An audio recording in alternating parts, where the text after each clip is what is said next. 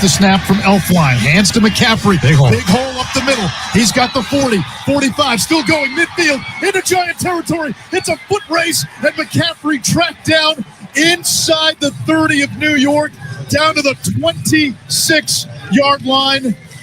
A gain of 51. The Playbook with Fensty and Ronis, presented by FantasyAlarm.com on Bettor Sports Network. The Playbook is live on Bettor Sports Network. My name is Justin Fensterman. His name is Adam Ronis. For the next 2 hours, let's talk, let's win, let's get pissed. Angry Wednesday coming up here on Bettor Sports Network here, powered by FantasyAlarm.com. This is the Playbook. What's going on, Roman? Another day in paradise, all is well. Yeah, is it though, man? Because I got to be honest with you. I've been trying to figure out, I guess, for the last hour, what's a balk, what's not a balk. Dude, I've been trying to read through these rules. I never really fully understood what a balk was in baseball. Now, after what happened last night with the 3 balks, I still don't know what a balk is, especially when runners are on the base. I see legs moving. I see it's like the hand has to be fully in one place. You can't shift around the hand. Put the glove away. You look so unnatural. I know you don't really play ball. Just put it away. What do you mean? Of course I play ball. What are you talking about? You played softball, like 2 months ago for the first time in 10 years? I played 3 times. Yeah. It's okay. Well, not I played 3 times in one day. Especially. Where's your glove? You should be given this demo. I leave it in the car. Why? Because you never know. I could be out somewhere and someone says, "Hey, you want to play?" All right, cool. I got my glove in the car. For real, you never know. There's times I walk by, by my house, there's it's not really a softball field. It's too short, but there are people that play, and I always pray. I walk by and someone says, "Hey, you want to play? We need someone." Yeah, let me just run to my house 2 blocks away and grab my glove. I'm in. So please tell me then, what is exactly? Well, no, last night was bull with the Mets game. The umpire was saying he didn't come to a stop when he set his glove, but he did. Right. So he did. And that guy never committed a balk in his career, and he called 3. I mean, I was happy. I was hoping the Mets would take advantage, but of course they didn't. And of course, Mets putting stress. You know what? That's what I'll do. I'll save that for later.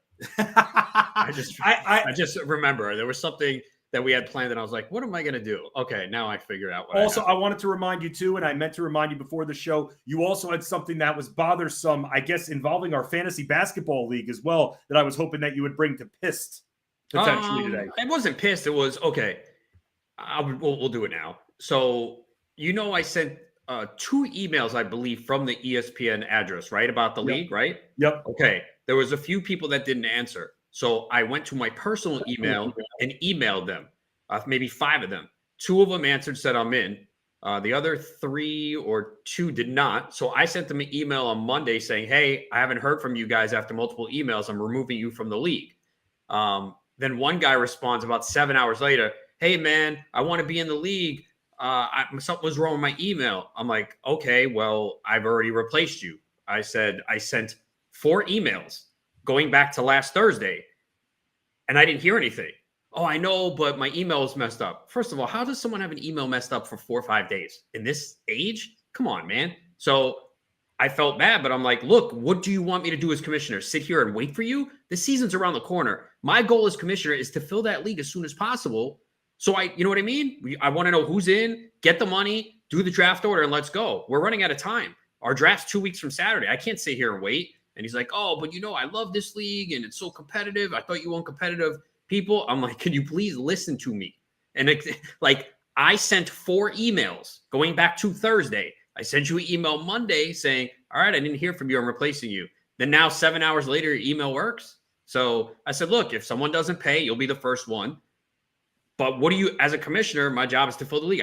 What am I supposed to wait till a week before? Oh, I didn't hear from you. Now I'm replacing you. I'm going to tell you what to do, but you're not going to like it. And I've done this because I've told you issues, especially on these free sites, when it comes to emailing the league. Okay, again, Justin, I sent 2 from ESPN, 2 from my personal email. So you can't tell me it was the league site. I sent 2 from my personal email. Okay. So it wasn't the league site. That's fine.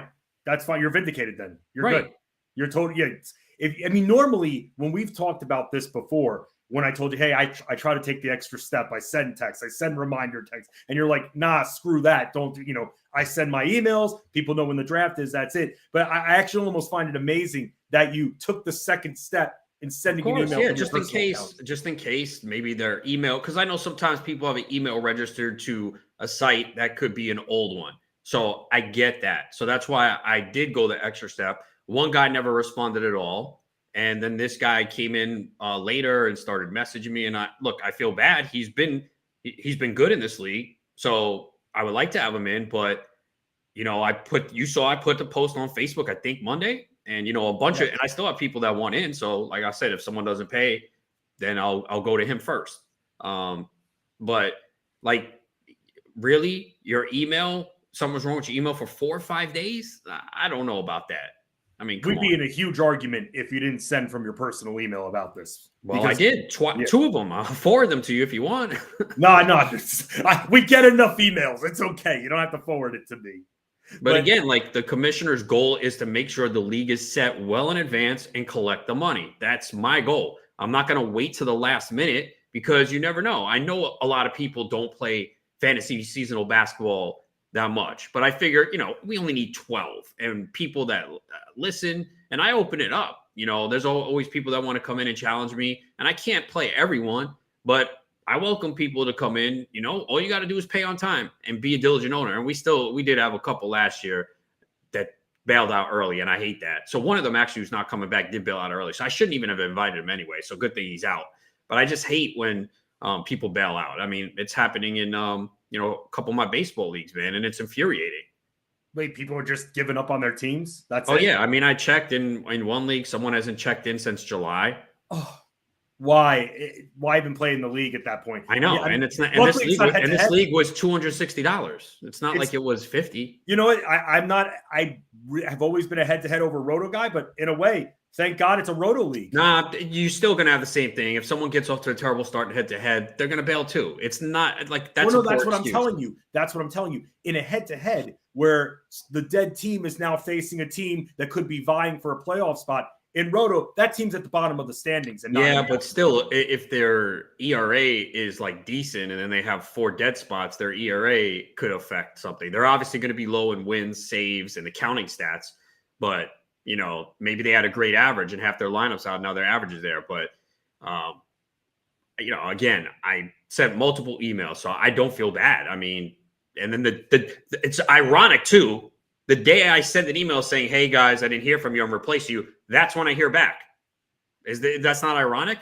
You put their feet to the fire. That's well, that's what you got to do as a commissioner. I'm sorry, I can't sit here and wait till the last minute. No, and that's the thing. I don't ever want to be in the position, especially with my home league, which is an auction. And I've talked about this. You can't. There's no pre-ranking in auctions. Had that problem in my football league. Someone, a longtime member, who had to take his dog out and close the damn Yahoo app and started to auto auction, had no clue that even existed, called it crap, didn't threaten to leave the league or something like that. But he was kind of, and people respond like this, Roan. He paid his entry fee and he wrote like a message that was like, "This league is garbage" and stuff like that. And it's like a statement. It's like, dude, you can keep your app open and nothing will happen. Keep your phone open if you have to walk your dog, and just stay on the app. How don't people know this already that have been in auctions for 5 years? Yeah, I mean, I guess that's the thing. We can never have like smooth sailing. I mean, for the most part, though, I mean, you've been in my leagues. It's pretty smooth. It's just we did in basketball last year. A couple of teams did kind of give up at the end when they were buried. And I always say it. Look, you commit to the league.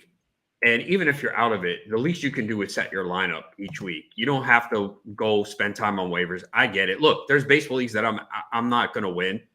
I did Fab over the weekend, and I set my lineup. And this weekend, too. So in the leagues where Fab's still open, we only have 3 days next week, Monday, Tuesday, Wednesday. I'm going to pick up players and set my lineup. You owe it to the rest of the league. You take that commitment. Just because you're not having a good season doesn't mean you give up halfway through. Like anything in life, I'm not going to quit. And, it applies to everything I do, even though people are like, "Oh, it's just fantasy." Okay, fine. But I take it serious, and you owe a commitment to the rest of the league. It's not that hard. All you got to do is set your lineup. What does it take? 2 minutes? Right. Oh, well, this guy, and one of them is a weekly baseball league. Okay, well, this guy's out. Let me just put this guy in. That's all I'm asking. I'm not even saying you have to go to waivers and spend time, but at least set a lineup and put in healthy guys. Yeah, no, you're right about that. And it's just fantasy. It's competition. It's a game. It's a game that when you compete, you're investing your hard-earned money. Some of you investing that pride that you have inside of you. It's more than just fantasy. It's a competition. It's why I have some leagues that are just insane right now. I have one league where first is 112, second's 111.5, 110, 110.5. 4 teams vying for first, top 3 get paid. My home league, I'm 2 points out of first. TGFBI is like top 4. So I think I'm in second right now, but the top 4 are like 2-3 points. Like every little thing matters. And then if you have teams that are not doing anything, they can impact the outcome of that. And it should never be that way. But unfortunately, that's how it is. And, we don't want those people in our leagues. I want people that play to the end. And I respect the people that do. There are some in my league that are out of it. They're making moves. I respect the hell out of that. I know people get upset. Oh, well, why they? No, man. I respect that. Grind it out, work hard, play to the end. And the same thing in our fantasy football leagues right now. I don't care if you're 0-3. I don't care if you're 0-6, man. Especially if points matter, you're not out of it. And we have been through this and seen so many success stories of teams starting 0-4. The year I won the FSGA Football League, I was 0-4. Fortunately, points mattered in that league. And, I looked at it, I said, my team's good. I'm not giving up. And I won the championship that year. So you guys can do it too. That should be the theme this week. There's some 0-3 teams that are good. You hear the roster, you're like, wow, that's a pretty good team. Now there are some 0-3 teams that are trash. And then you have to be a little bit more drastic, maybe make some trades that don't look good on paper, but maybe you need to shake something up. But the bottom line is you just don't give up, man. You have to play to the end. And, that's just the way I am. I've always been that way. Fortunately, in most of my leagues, I'm usually successful and I'm in competition, but there are some leagues where I'm not. Tout Wars team kind of fell apart. I was in top 2 most of the year and it just sunk. I set my lineup. I made waiver wire moves last week and I'll do them again this weekend. I'm not going to give up. Didn't you have a league? I thought it was an industry league a couple of years ago where you were towards the bottom like most of the year. Yeah, that was actually. You started moving up and up and up. That was last year in labor. I think I was in last place for 2 months, and I was like, I've never finished. I don't think I've ever finished in the bottom half of a industry league. My worst finish in Tout Wars is 5th. I'm actually, 6th or 7th now. We kept doing daily updates on you moving up the standings. And I got as high as 3rd, and I think I finished 4th or 5th. And most people are like, oh, you did all that work for nothing. You didn't win. No, it doesn't matter. You don't give up. And we've talked about this. It happens in home leagues. It happens in money leagues, and it happens in industry leagues. But it shouldn't. Again, if you're going to commit and put your name on something, you should finish it and play it out. And that's something I'm always going to do. And it's the same thing in anything I do. If we're playing a softball game and we're losing by 15, I'm still going to play hard. Right. That's just the way I'm built, and I know not everyone's built that way. But that's the way I am. I'm never going to give up. But you'll see it. You'll never find a team where I go a month without making a move. Not going to happen. I'm going to play. I wouldn't be co-hosting the show with you right now if I subscribed to the just give it up. Yeah, you would. No, I never. Oh, really? So if they told you, hey, your job's on the line, you have to host the show with Ronis, you're going to say no? Quits. What I'm saying to you is, I wouldn't be in this position career-wise right now if I gave up all those years ago. Doors slammed in the face and everything. Yeah, I've gotten more doors slammed in my face throughout my career than probably most that you've met. That's a and sign. And I'm here. That's a sign. You're not taking me down. You're not taking me down. That's a sign that maybe you don't have it. I'm here, aren't I? I'm here. I'm here. Somehow, some way, I snuck through a back door and I made it here. But the bottom line is, we're like that. You and I are both like that in that regard. Like, I don't, the whole give up, the whole quit and the quit on your team. That's why when I see athletes quitting on their teams and players that are bad for the team chemistry. Like Kenny Galladay, Kyrie Irving, Russell Westbrook. Wait. Kyrie quit. What, you think he quit on Brooklyn last year? Boston. Okay. I don't think he quit on Brooklyn, though.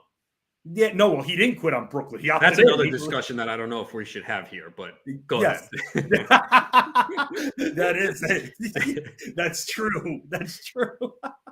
You saging everywhere he went as well, Kyrie. Gotta love Kyrie. But hey, look, Kyrie bought in. to, I guess, what the Nets are doing. We're going to talk a little bit of basketball a little bit later, a little bit more and more as we inch closer to the start of the season. We'll let you know about any significant injuries. Content getting ready to pop off at fantasyalarm.com. Everything being finalized. Once it's released, we'll talk about what exactly you can find on fantasyalarm.com. Ronas and I both do basketball content. We're both 3-sport analysts for the site. So with that, we're going to continue it being multi-sport madness on this show. And coming up in just a few minutes, Andrew Cooper, you catch him on Front Yard Fantasy every morning, 7 to 10 a.m. Eastern. He also is part of fantasyalarm.com. Big football guy, big tight end guy. Going to talk some tight ends in this mess of a position, Rodas. This was maybe when I try to come up with questions before just to kind of give us a little bit of, a floor, background, everything like that, just a backboard. Tight end, it's so easy to come up with questions with this mess of a position. Yeah, definitely. I mean, look, if you don't have one of the steady elite ones, man, it's just a nightmare right now trying to figure things out. And I do have a couple leagues like that. So I don't think, I didn't get any Kelsey, no Mark Andrews. Do have Kittle in a league, which I really didn't want to, but, he kind of fell. We'll see how that works out. Pitts, I only have an FFPC best ball. That's tight end premium. I got him into round 3. Waller, I do have in a super flex league because he fell. And I do have Goddard in an RT Sports league. That's nice to have. But I was heavily invested in Cole Kmet, and that has turned out to be an absolute disaster so far. So I should have known when you stole him from me in the Sirius XM host league, I was doomed. I stole someone else from you that was on your team too. Yeah, I know. You outbid me on David Njoku, the guy I drafted in that league and loved him going into the year, and then cut him after week 2. He has a big week 3. Wanted him back, and then you got him. So I guess he's cursed now too. Dude, I dropped Logan Thomas, so have fun with that if that's what you want. Yeah, and let me bring up this point because someone today in the Fantasy Alarm Discord asked me a question, and they said, should I pick up Tyler Conklin and drop – I forgot who was dropping. And then it was like, what about Logan Thomas? I said, look, and I've said it on this show. What you're doing now is you're getting the guy who did well the previous week, and then it's a cycle. Then you're going to drop him and want the next guy. Logan Thomas scored a touchdown in week 2. He did it in week 3. Now you want to get rid of him. But the problem with Logan Thomas is they've got Samuel, McLaurin, Dotson, right? So and I said it, if your tight end scores a touchdown, you're going to be happy. You're not going to look at the 3 for 44. He scored a touchdown. Right. Then he doesn't score a touchdown. Oh, damn, he only gave me 6 points. I got to get another one. And that's the problem with the tight end position. I mean, you've seen some of the guys in that mid-tier, right? Njoku had 2 bad weeks, monster week. Logan Thomas scored a touchdown in week 2, didn't do much in the other 2. So that's how it is. And, I know Andrew will talk about it, but, you got to start looking at these tight ends who kind of on the field a lot running routes, but that's going to be the nature of the position. If you don't have one of those top ones, Freiermuth, we saw it with too, right? Quiet in week 3. Week 2 scored a touchdown. Good week. Once you get past like that top 6, that's what you're dealing with. You ready for this? I was asked a question on Twitter earlier, and I was going to bring this one up with Coop as well. And that's, should someone give up Jalen Waddle for Mark Andrews? Obviously, I didn't get any other deal. Yeah, it depends on context. I mean, I got offered a trade in the Sirius XM host league. I was offered Mark Andrews for Diggs. I turned it down. Right. Yeah, of course. I mean, it's not a bad offer because you know what? I'll give credit. I was Paul Kelly. He probably went to the roster grid and said, "Okay, who needs a tight end?" And he saw my situation.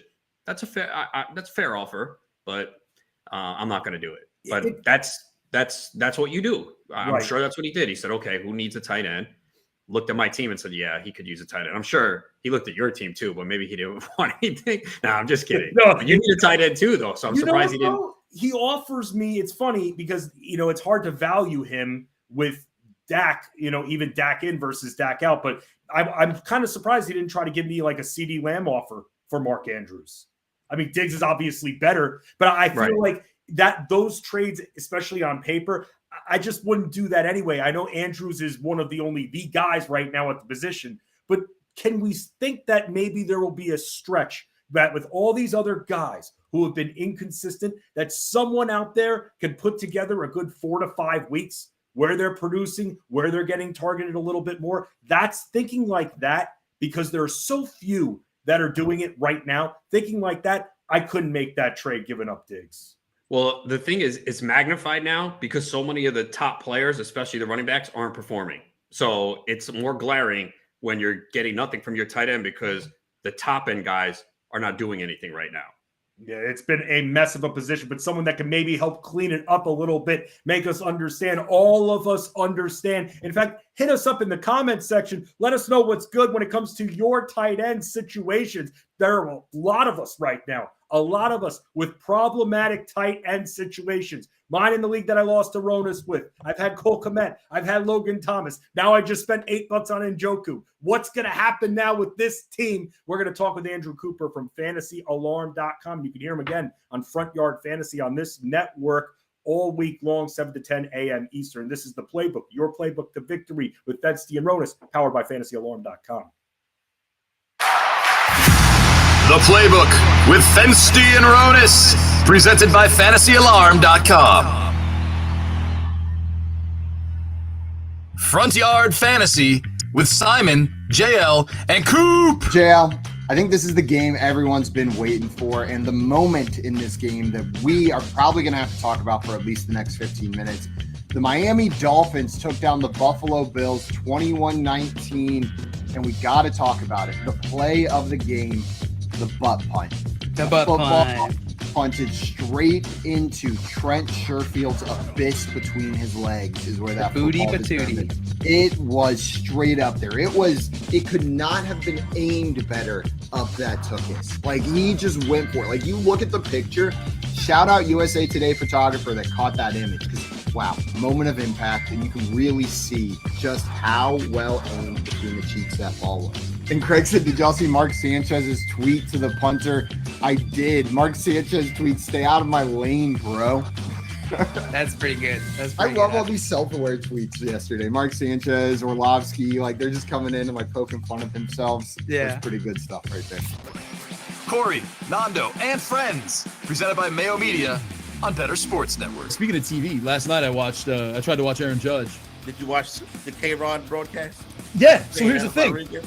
Look, I went to ESPN Plus and I'm like, I want to watch this K-Rod thing because they had Roger Clemens and they had Barry Bonds on. Bonds brought up when Clemens hit him on his piece of armor.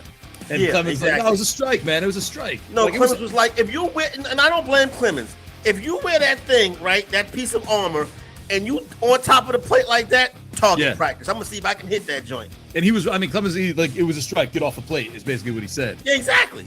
Get off the plate. Can you imagine the three of them? Like, you're Michael Kay, and you're sitting there with Barry Bonds, Alex Rodriguez, and Roger. Three guys who should be in the Hall of Fame and are not. Like, who should have been like first ballot, slam dunk Hall of Famers. That's the problem with the game. We should get them on the show. All three of them together on this show. That'd be cool. Corey, Nando, and Friends. They're the friends. They're the friends. I mean, why not, right? They seem like nice guys. Lunch Money with Kyle and Ray, presented by fantasyguru.com. I started watching the Jeffrey Dahmer series on Netflix last night, which I knew a Oh, lot. that looks pretty freaky, man. Is it as frightening and kind of eerie as it looks? Yeah, it's disturbing. Like, you know, there's no. You think? He ate people, Ray. It better be disturbing to you. I know the story. He ate people and I murders. I knew, but I didn't know he was drunk all the time. And Well, Ray, I mean, we've all been there. You get the munchies when you're drunk. That would be actually a defense in court. Your Honor, I was drunk the whole time. I was hungry and I needed food and my neighbor was there. Right. What am I supposed to do? I thought, and he had like beer cans all over his place. There was a lot of Miller and Bud. I guess he was not only was he a person of opportunity with the killings, he was a beer drinker of opportunity. Because I don't think you normally do one and the other. You usually do one or the other. I don't want to tell AB or Miller how to do their business, but don't go marketing that Jeffrey Dahmer loves your beer while he was eating kidneys.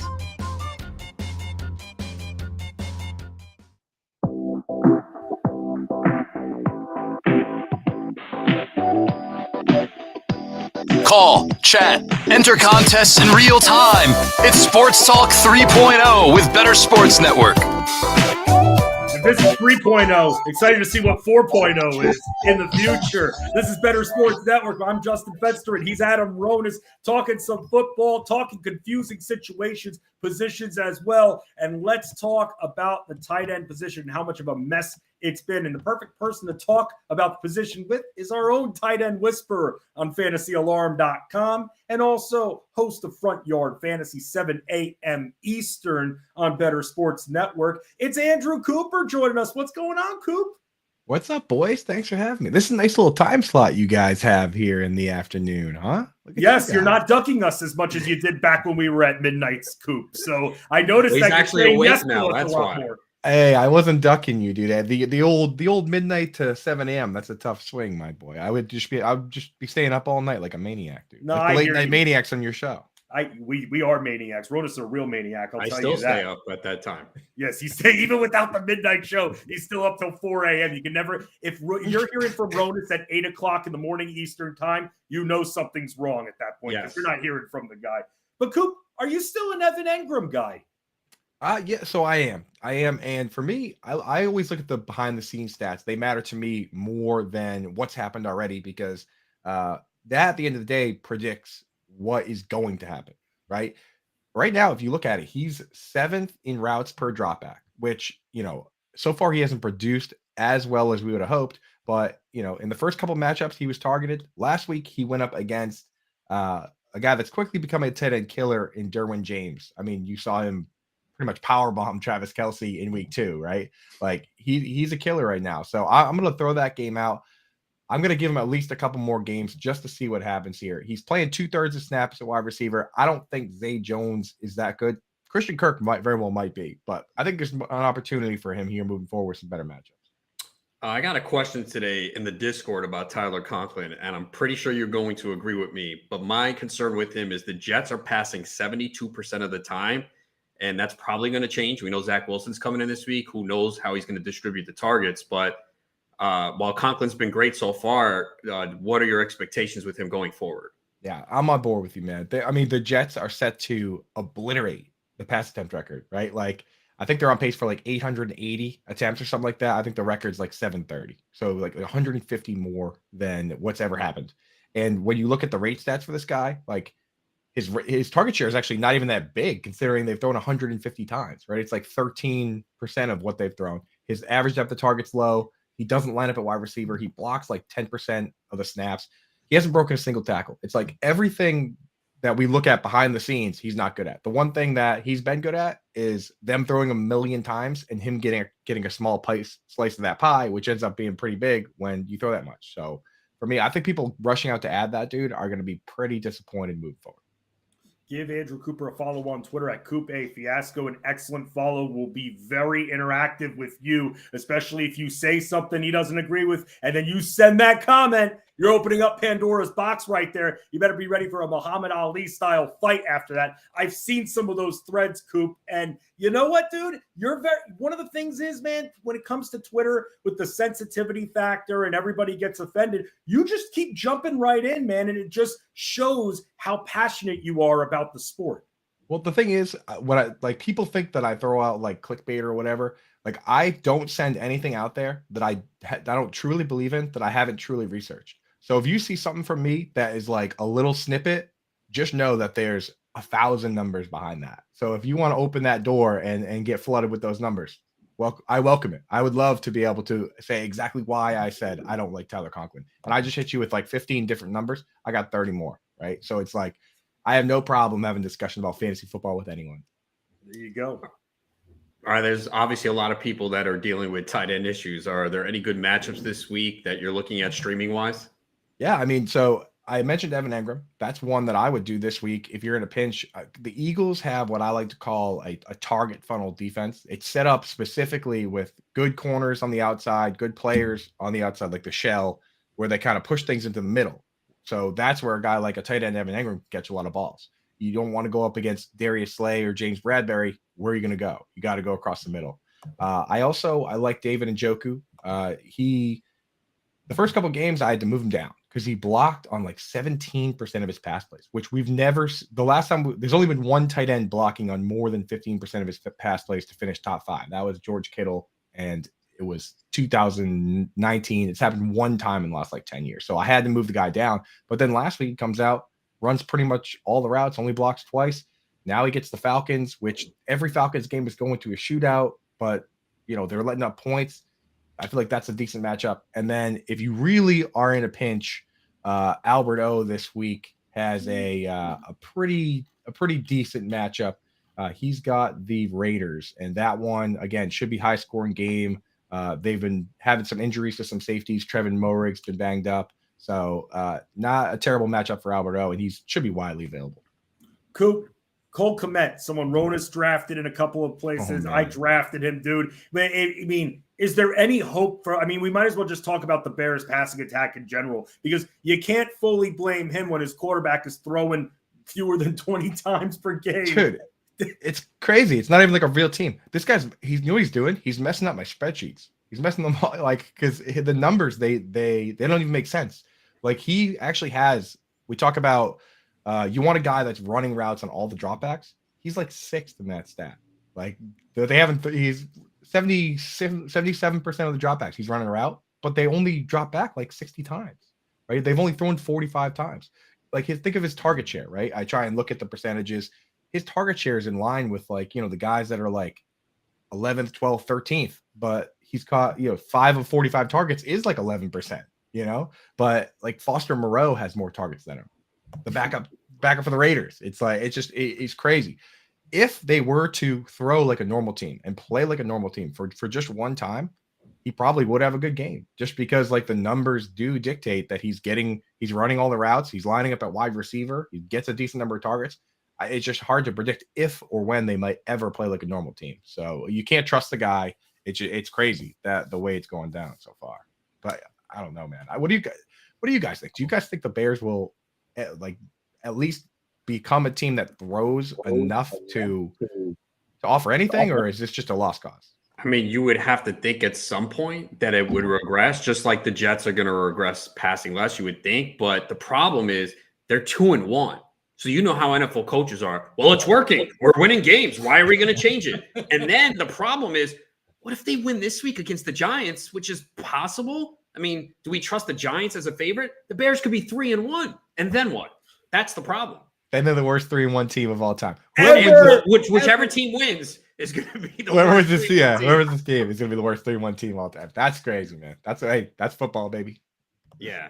Logan Thomas, we saw, I just said he had a touchdown in week 2. Things were great. This week, obviously, they were under siege. Carson Wentz sacked 9 times. Is there going to be enough production for Logan Thomas with those 3 receivers? Is he someone that's matchup based, or is there concern with him going forward? Yeah. So I think this week is going to be it for Logan Thomas. A big one. What we liked about Logan Thomas before he got hurt last year and the year before. But if you just go back to early last year, the first 3 games, he played literally 100% of those snaps. He played every single snap for the first 3 games of the season last year. Then he got a little banged up. Of course, got hurt at the end of the year. But what we liked is he plays every snap. He plays in the slot. Ron Rivera loves doing that. And then you look at Carson Wentz with Zach Ertz. It was kind of a match made in heaven, right? So far, coming back off the knee, he started at 50%, got up to like 60%. Last week, he stayed around 60%. If he doesn't get up to at least 70 or so percent of the snaps, we got to move on, because he's not the guy he was, and he needs to be that guy for us to trust him in fantasy. But if this week he comes out and plays like 80, 90% of the snaps, I'm back in, you know? But you can't compete with wide receivers playing. If the wide receivers are all playing 80, 90% of the snaps and he's playing 60, he can't compete. So we'll just have to move on. But so this week is an important week for Logan Thomas. Coop, let's talk about the tight ends in the Patriots-Packers matchup here. I mean, Robert Tonyan against the Patriots. I know they just surrendered 2 to Andrews, but they've allowed 4 touchdowns to tight ends this year. But then on the other side, I find it very interesting because I had Hunter Henry on one of my teams, and it seems like I put him in the stock watch too, is trending down. Just seems like he's being boxed out by Jonnu Smith. What's up with that? Yeah, I think we're seeing what was the plan all along for the Patriots, which is that Hunter Henry is very good versus man-to-man. Jonnu Smith is very good versus zone. And you get these teams that play this cover 2 shell, and they go to Jonnu instead of Hunter Henry. It turns into an unpredictable mess. Last year with Jonnu Smith banged up for like the Jets game and the Chargers game, it was just all Jonnu. It was all Henry all year. So I'm off those guys. I was on Hunter Henry before, but you can't trust it. So I'm just off the Patriots, especially with Brian Hoyer coming in. Unless Brian Hoyer is laser focused on one of those 2 guys this week, I don't know what you're going to do with that mess. With Robert Tonyan, this is probably the highest I've ever had him ranked just because of the lack of targets over there.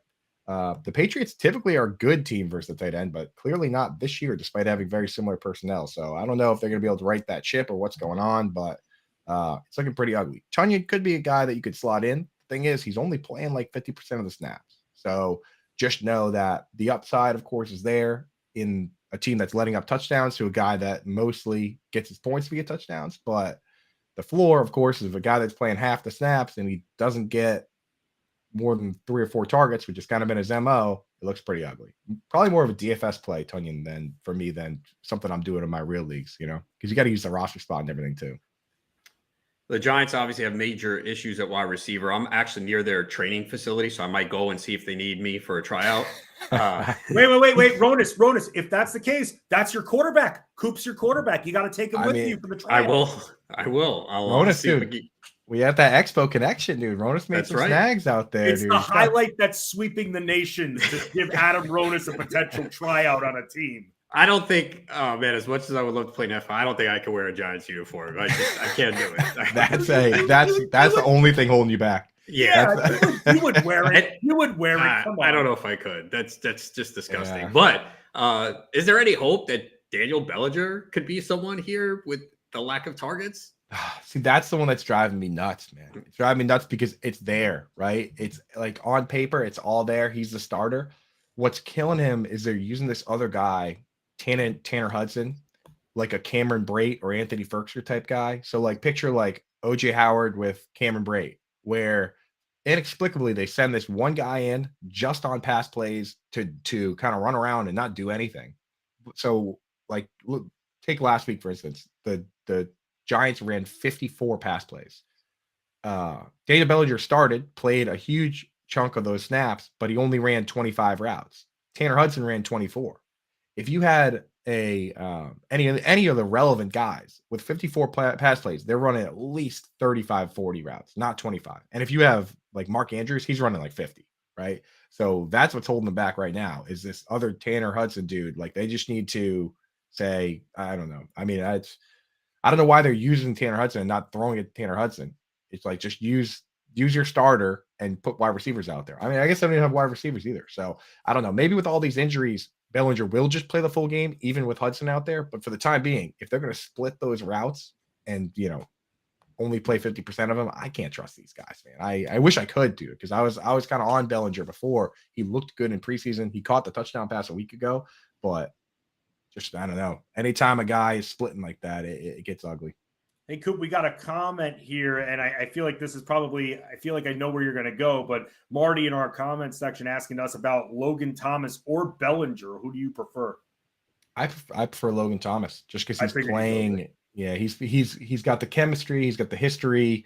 He's got the better quarterback. He's got the coach that likes him better playing in the slot, and he honestly plays more because – the Giants throwing 54 times. That's quite a few times. That's Joe Flacco territory, right? Definitely not happening this week against the Bears. And that's what I'm saying. So if he's playing 25 of 54 snaps, if they throw 30 plays, that means he's running like 14 routes. I mean, you can't do anything with that. How about Irv Smith this week? So our Irv is a guy, he to me is exactly in that Tunyon spot where when he's out there, he's getting targeted. But coming off the ACL, they're kind of limiting him. He's only playing as well, I have the numbers here, 51.9%, and Tunyon's at 50.9%. So we're talking very similar. If those numbers were up at like 75 or 76, where like, not even just like Evan Engram or Cole Kmet lived with the amount of target share they're getting per the routes run, then these guys would be a lot more viable to me. And I think it could happen. When they come off knee injuries, eventually, sometimes they do ramp them up. But right now, him being behind Jefferson and Thielen, it's still low upside. It's like those are the kind of guys where what you're getting. It's the third target on the team, and you're coin flipping a touchdown.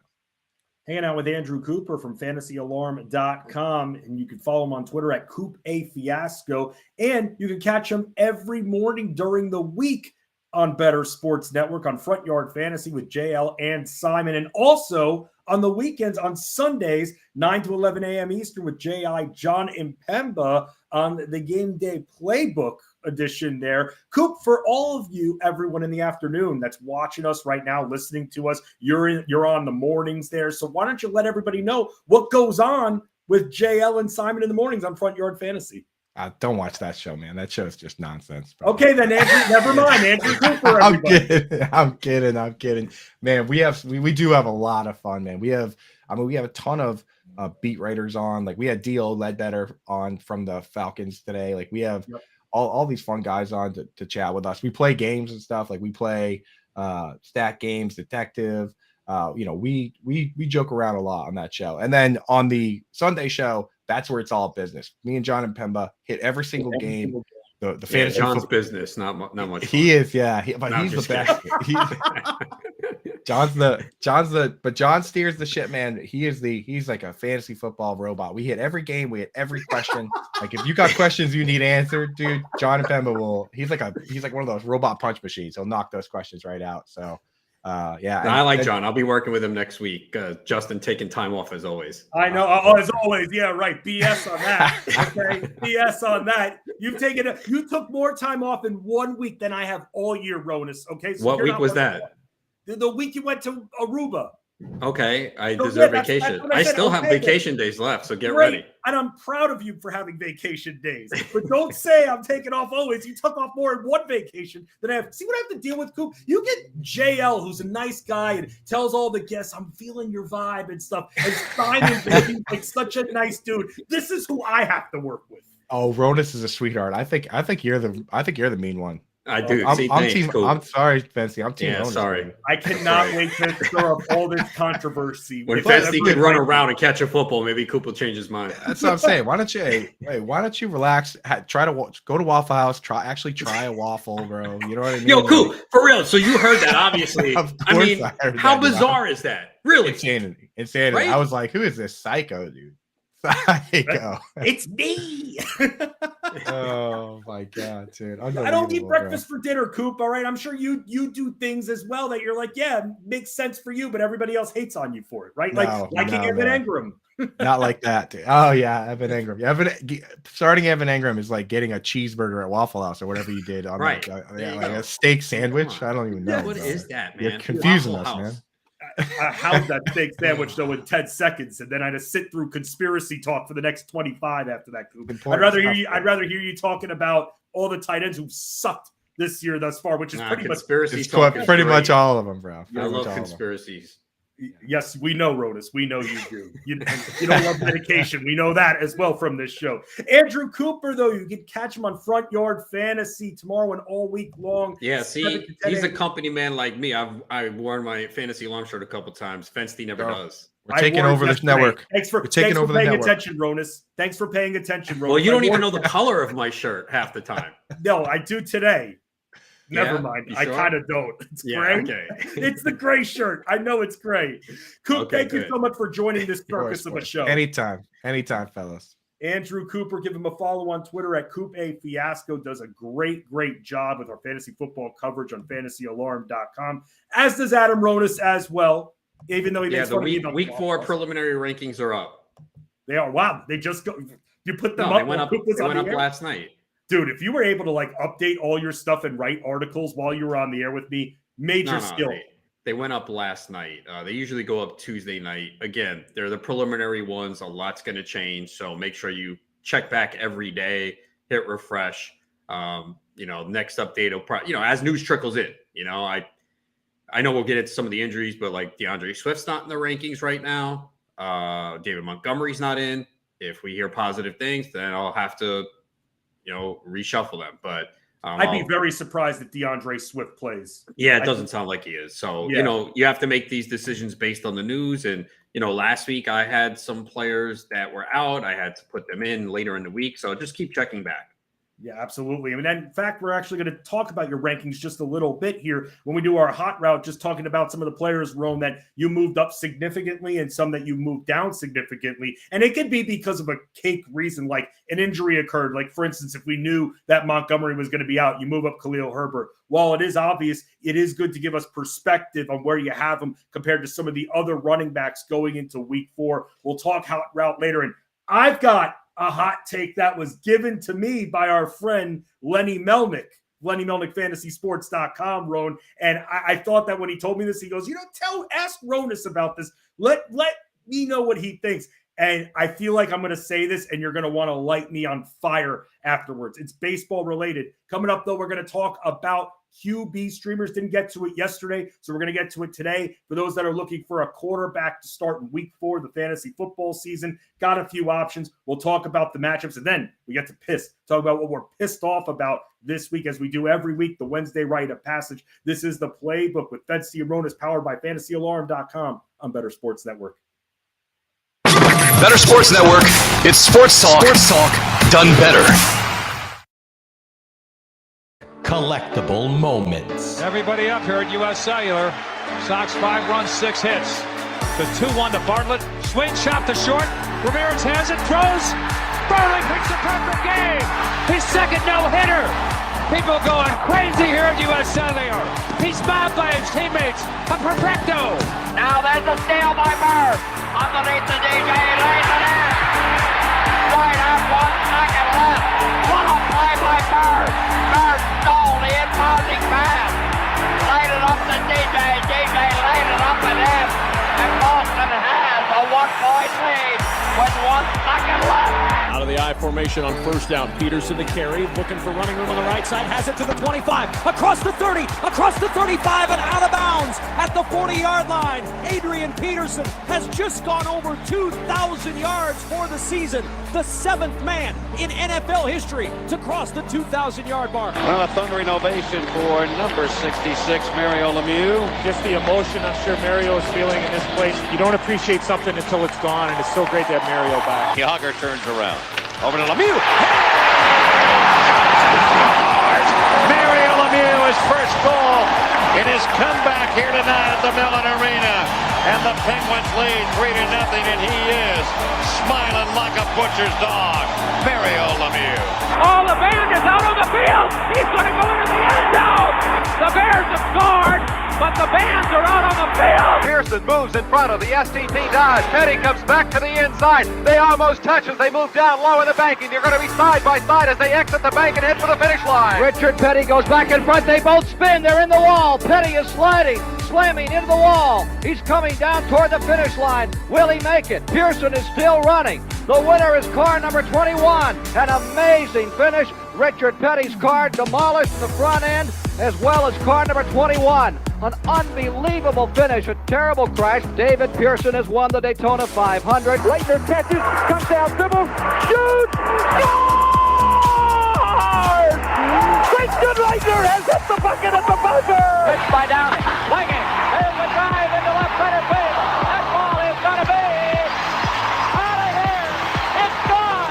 It's 7-15. There's a new home run champion of all time, and it's Henry Aaron. The most valuable player is Magic Johnson.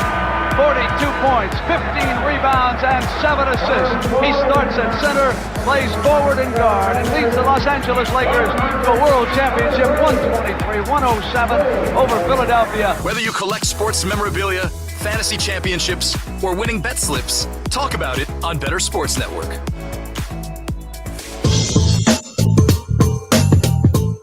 Here is Mariota in the pocket, now moves right, going to throw, it's caught in stride. Zacchaeus turns the corner and scores. Goff turns on first down, fakes the give, wants to throw, does left side, caught, touchdown Detroit Lions. Oh, baby. Gino steps up, waits, throws to the end zone. Oh, what a catch. DK Metcalf, skies, touchdown, Seahawks. Talk about your picks, your fantasy teams, and your sports collectibles on Bettor Sports Network. The Playbook with Betsy and Rodas, hanging out with all of you. Hit us up in the comments section. Let us know what's good. Let us know as well what's bad. What's pissing you off? Which players are pissing you off due to lack of productivity on that football field? Let us know. Pissed is coming up. Few pieces of news, Rowan. We were talking about it before. Zach Wilson, he is, in fact, going to get the start here against the Steelers. And that is the big thing coming out. And that's something that you keep alluding to is whether or not the Jets are going to be throwing a lot in prop wars. I had the over 35.5 pass attempts for Joe Flacco. Here's the thing with the Steelers, though. Is their offense good enough to be up by a couple of scores against the Jets? And that's something that we have to question. And that's one of the reasons why I'm guessing that you don't think the Jets are going to be throwing as much. They could be. I mean, look, they have weapons, so I'm interested to see how Wilson performs. There's good personnel on offense here with Breece Hall, Elijah Moore, Garrett Wilson. So there are weapons here. The Jets are underdogs, so they get 3.5 is what I last saw. And the Steelers defense is not the same, especially without TJ Watt. So really intrigued to see what Wilson can do here. Yeah, absolutely. I want to see the Wilson to Wilson connection. A couple of good weeks from Garrett Wilson. It's good seeing some of these rookies start to come through. I mean, Drake London has had a good start to the year. Chris Olave now has an incredible, I mean, he's been good, but now it's even better because all the veteran receivers, it seems like, on the Saints are banged up. And I'm very interested in that game to see. I can't wait to see how the Vikings are able to perform against this team in a primetime game. I'm going to keep saying it again. This is your daily reminder. London game, 9:30 a.m. Eastern this Sunday. You better make sure if you're one that sleeps in until 10 a.m. East Coast time on Sundays, if you're someone that goes and does an activity, let's just say every Sunday in the mornings, and that's your routine, you have to make sure your lineups are set. Set an alarm for Saturday afternoon. I'm pushing back the time more and more so you can enjoy your Saturday nights, go out, party. If you're Ronas, have a few Hennessy's, but set your lineups beforehand. That way you can at least protect yourself instead of making a mistake. Weird things have happened. I remember a few years ago, Melvin Gordon on his way to London. This was when he was on the Chargers. Do you remember when Melvin Gordon's hamstring hardened, or rather his quad hardened on the plane flight over to London? And all of a sudden you're like, what the hell? The guy is all of a sudden ruled out, and now you're running for cover, trying to figure out what to do at running back. That happened on the flight over. Yeah, the good thing is, though, that's the first game Sunday. So you got plenty of time and you got plenty of options to replace him. You know, it's one thing if that was Monday night and that's the last game. So at least it's early and you know if guys are in or out. So that's the one good thing about it.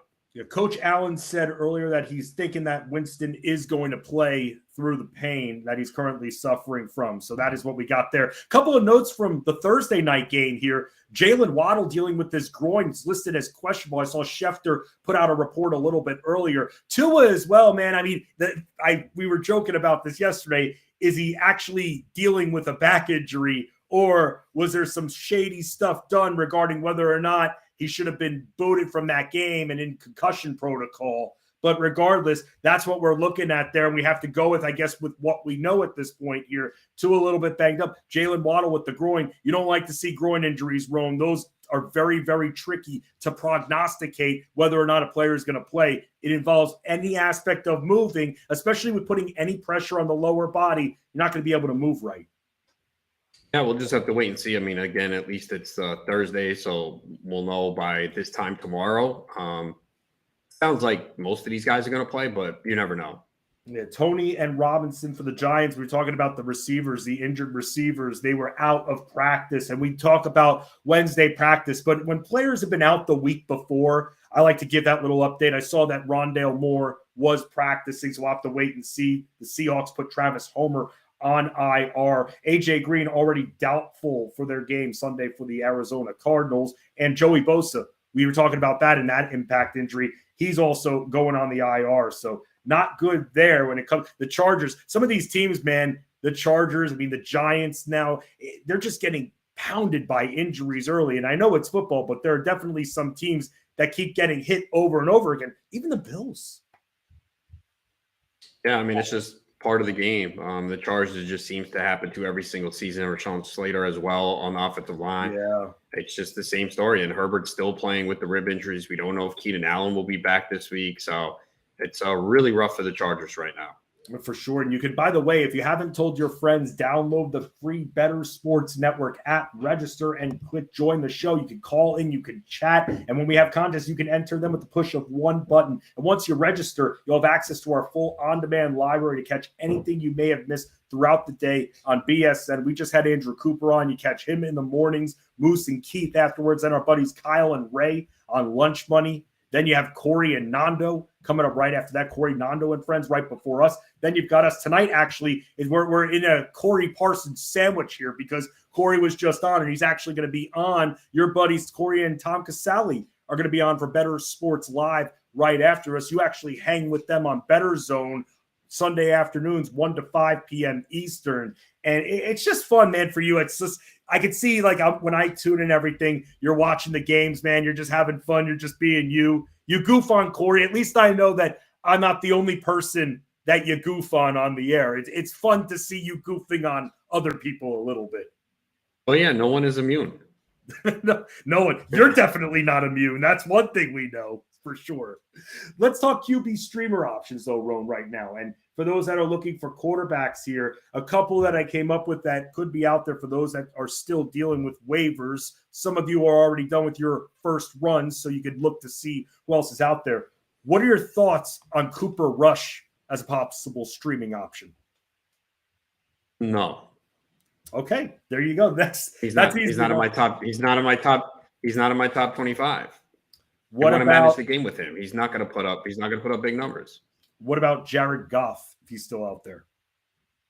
I have him in the top 12. So yes, I mean, he's probably rostered in a lot of leagues right now, but I would play him over Matthew Stafford this week. Ooh, like that. It's one of the highest totals of the week against the Seahawks defense. Now the line is moving down because there's a lot of question marks. We don't expect DeAndre Swift to play, but Josh Reynolds didn't practice. Amon-Ra St. Brown dealing with an ankle issue. So that is something to keep an eye on. But, Goff at home against a bad Seahawks defense. And it's the Lions, I think, might have one of the highest implied totals of the week. So, yeah, and this offense has been moving the football. So I do like Goff this week. I can't believe I'm about to bring this name up, but what about his opponent? What about Geno Smith for a 1 week? Yeah, stream? I do like Geno this week. I have him because the Lions defense is so bad, right? That's and they've actually been passing more too, which is a little surprising. But yeah, I have Geno as a good streamer this week. He hasn't really run much, but we know he can run. But yeah, this should be a high scoring game. So yeah, I think Geno is a good streamer this week. I mean, you got to be careful with some of the really lower end quarterbacks, but the Lions at this point, a good team to follow to see who they're playing against if you need just a 1 week relief at this point at quarterback, not Justin Fields. Okay. That I'm putting that out there right now. Any other quarterbacks that you would consider streaming that could be out there? Mariota. He's been pretty good, and that game also has a total around 50. I'm assuming Myles Garrett doesn't play. Atlanta's been moving the ball pretty well. Yeah, again, I'm surprised that hasn't been confirmed yet. It just seems so obvious that he shouldn't be playing. You get in the car accident and everything like that. You're talking about a bicep strain. That doesn't take 3 days to heal. I mean, all these teams do it. Whether it's gamesmanship or whatever, they're going to wait till the last minute. But my guess is he doesn't play. Even Belichick, he's like, oh, if Mac Jones can't, but Mac Jones isn't playing. Come on, Mac Jones is not going to play. Mr. Hoyer will play instead. I mean, the line reflects it. I mean, everyone knows he's not playing, and the Packers are the biggest favorite of the week at around 11. So, I mean, it's pretty clear that he's not playing. High ankle sprains do not heal in 5 days, okay? Low ankle sprains don't really heal in 5 days, but definitely not high ankle sprains. That's a 3 to 5 week injury timeline normally. Yeah, there are fast healers. Yes, high ankle sprain, though, that takes long. You don't have to be a doctor to know that. If we're in sports, we deal with these injuries all the time. The high ankle sprain timeline is always backed up a few weeks. Anyone else that you like if we scrape to the bottom of the barrel? Or did we give the 3 options that we could rely on? Yeah, those are pretty much the guys. Yeah, not going to bring up Jimmy G. That was the only one that I had potentially on the list, but Yeah, so outside of that, really, it's Goff, it's Mariota, Geno Smith. That's what you're looking at if you want to stream for this week when it comes to quarterbacks. We're going to start looking at the lines. We got Prop Wars coming up in the next couple of days. Tomorrow, though, Rowan, going to be a fun show here. Lisa Ann is going to be joining us to talk about the Week 4 football matchups, a little fantasy, and also to make an announcement on the show as well. So a nice little reunion with your old co-host there. Yeah, I worked with Lisa in a long time. I think it was 7 years. So we have good chemistry. We had a great time together. We're still friends, still talk. So should be fun to have her back and get to be with her for an extended period of time because it's been a while.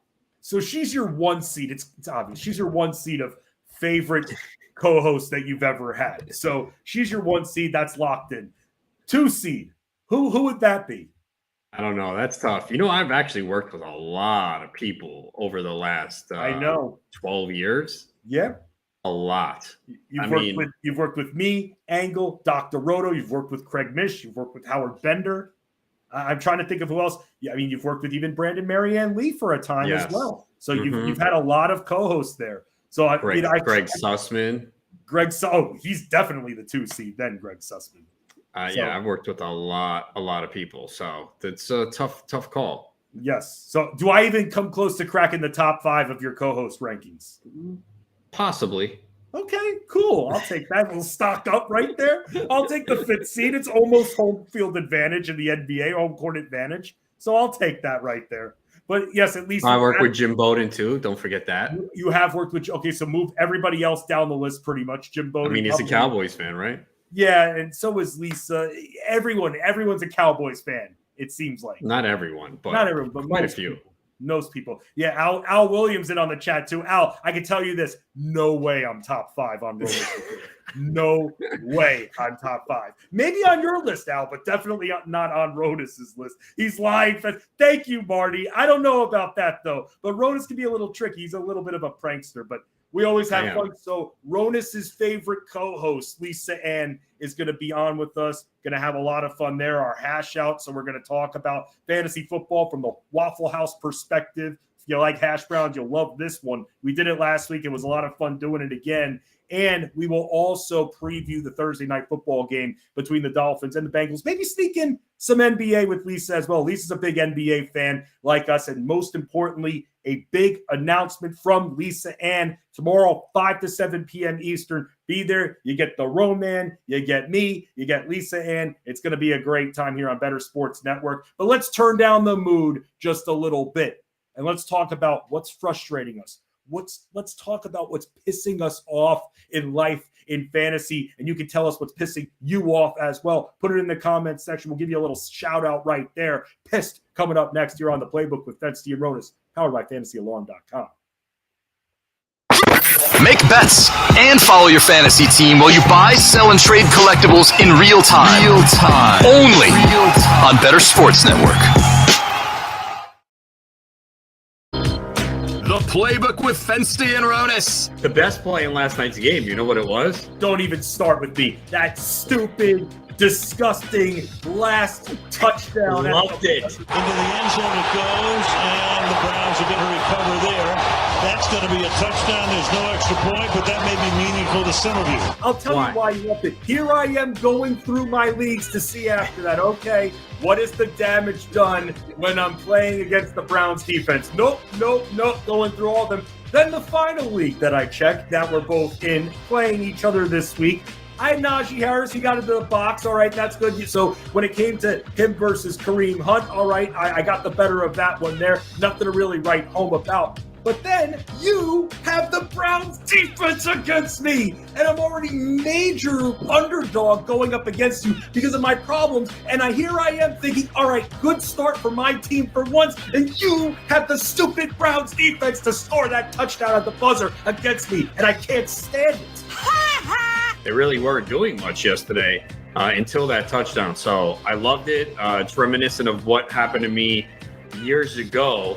I was in the GST championship on Christmas night and I was losing. And I was like, yeah, the only way I can win is if after the Eagles kick off, the Raiders basically do the lateral play, and somehow the Eagles pick it up and score a touchdown. I'm like, the chances of that real slim. And then it happened, and I won by like 1.4 because the Eagles did something similar and scored the touchdown, and I went nuts on air because it was a championship on Christmas night. That is like one of the worst bad beats, but really needed that Browns touchdown last night. I know it screwed a lot of people, even teasers, because that put it at 46. So some people might have, bought a couple points and said, yeah, let me take the under 42, whatever, and that screwed it. So, yeah, that was a lot on that play. But I was happy to get it as someone who is heavily invested in the Browns defense this week. Awful. Just awful. I can't have one good thing happen to me in this league. The Playbook with Fensty and Ronis, presented by FantasyAlarm.com.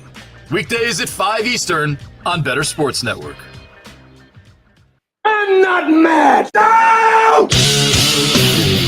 I'm as mad as hell, and I'm not going to take this anymore. You see, whenever I get angry, I just recite this little poem, calms me down. 3, 2, 1. 1, 2, 3. What the heck is bothering me? You know, that really grinds my gears. I'm very angry. I'm feeling very angry about that. I'm really, I'm enraged. You know what I do when I'm mad, Paul? I hit a pillow. Just hit the pillow. See how you feel. Feel better? Yeah, I do. The Playbook with Fensty and Ronis, presented by FantasyAlarm.com. The Playbook continues. A little Angry Wednesday coming at you here as we start talking about what's just frustrating us, what's pissing us off in sports when it comes to getting our fantasy leagues together. Roan mentioned this before, people not answering emails. And Roan, I got to give you credit once again, man. Just shows growth on your part that you went the extra mile, didn't rely on the ESPN and Yahoo Messenger service entirely when it came to contacting the rest of our fantasy basketball league. You actually wrote personalized emails, man. That's something I feel like you wouldn't do 2 years ago.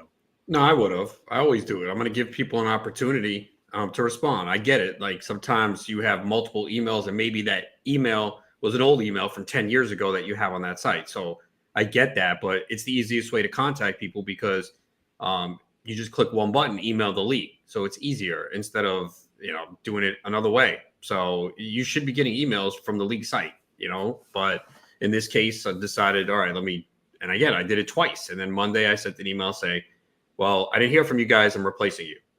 Right. So I technically didn't tell you that I was going to be in your league again, but I didn't give you my confirmation. Right, I know you're in. I know Okay, you're trying good. to actually make the playoffs for the first time in your third year in the league. Yeah, I would love that, actually. I haven't done a great job of making the playoffs. Dude, you know what it is, man? Both years, I shot myself in the foot by drafting 2 years ago was Anthony Davis. Bad move. That was just a bad move. I thought about how I'm going to handle myself this year, especially when it comes to fantasy basketball, whether or not I could. Now, the next year, I picked LeBron. And I told you at the time that was a bad pick. Yeah, you were killing me for that one. So I was happy though because I think I picked 11, you picked 12. I'm like, oh, thank you. It allowed me to start Trae Young, right? Trae Young and Durant, I believe. Yeah. Yeah, I mean, we're going to have to see if I've learned my lesson and draft a little bit more conservatively and a little less old guys on my team from the top of the draft here. You want to talk about what pisses me off? The fact that I haven't made the playoffs in this league yet. I really want to make the playoffs. What pisses me off even more, Ronis has won this league both years that I've been in it thus far here. So trying to keep it from free. Did you win the year before that I was in? I don't think so. Damn, I can go back and look. I don't think I did. Okay, so you're getting ready to three-peat here. So we gotta play some defense against the Roman three-peating. But it's a very interesting, very competitive league. Waivers done twice a week, and that is it. So that's actually something that I'm not used to. I'm used to it. If a player gets dropped, but we have deep starting lineups though.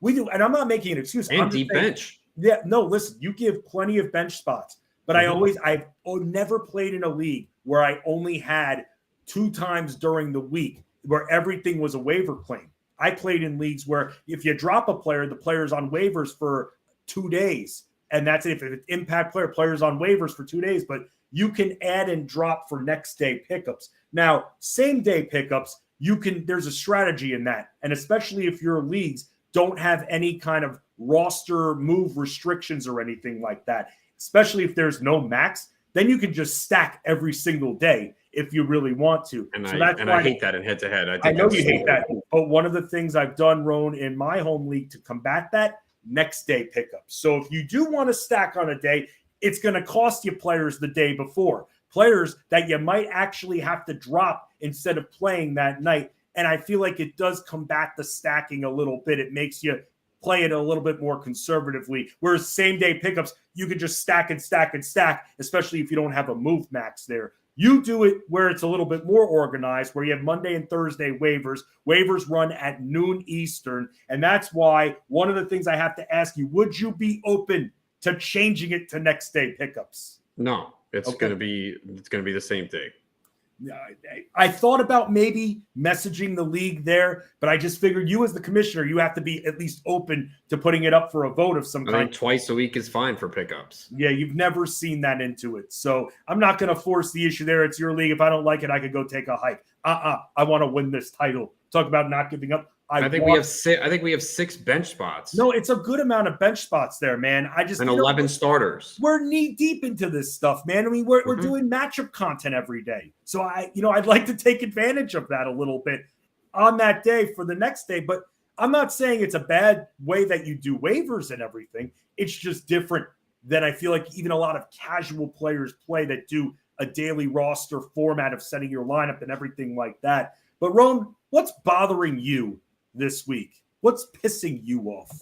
Well, I feel awful for the people in Florida right now dealing with this hurricane that looks brutal. And yet every time there's a hurricane, do we really have to see these weather people live in the street? Like, why do we keep doing this for? We get it. We don't need to see someone about to fly away and the wind howling. Like, why do they keep putting these reporters in this position, man? It's got to stop. What are they going to They're going to wait until live on camera someone gets struck by debris and dies? That's what we're going to do? So we don't need to see this, man. And I'm seeing video footage and then people trying to swim in the water. Like, what are you doing, man?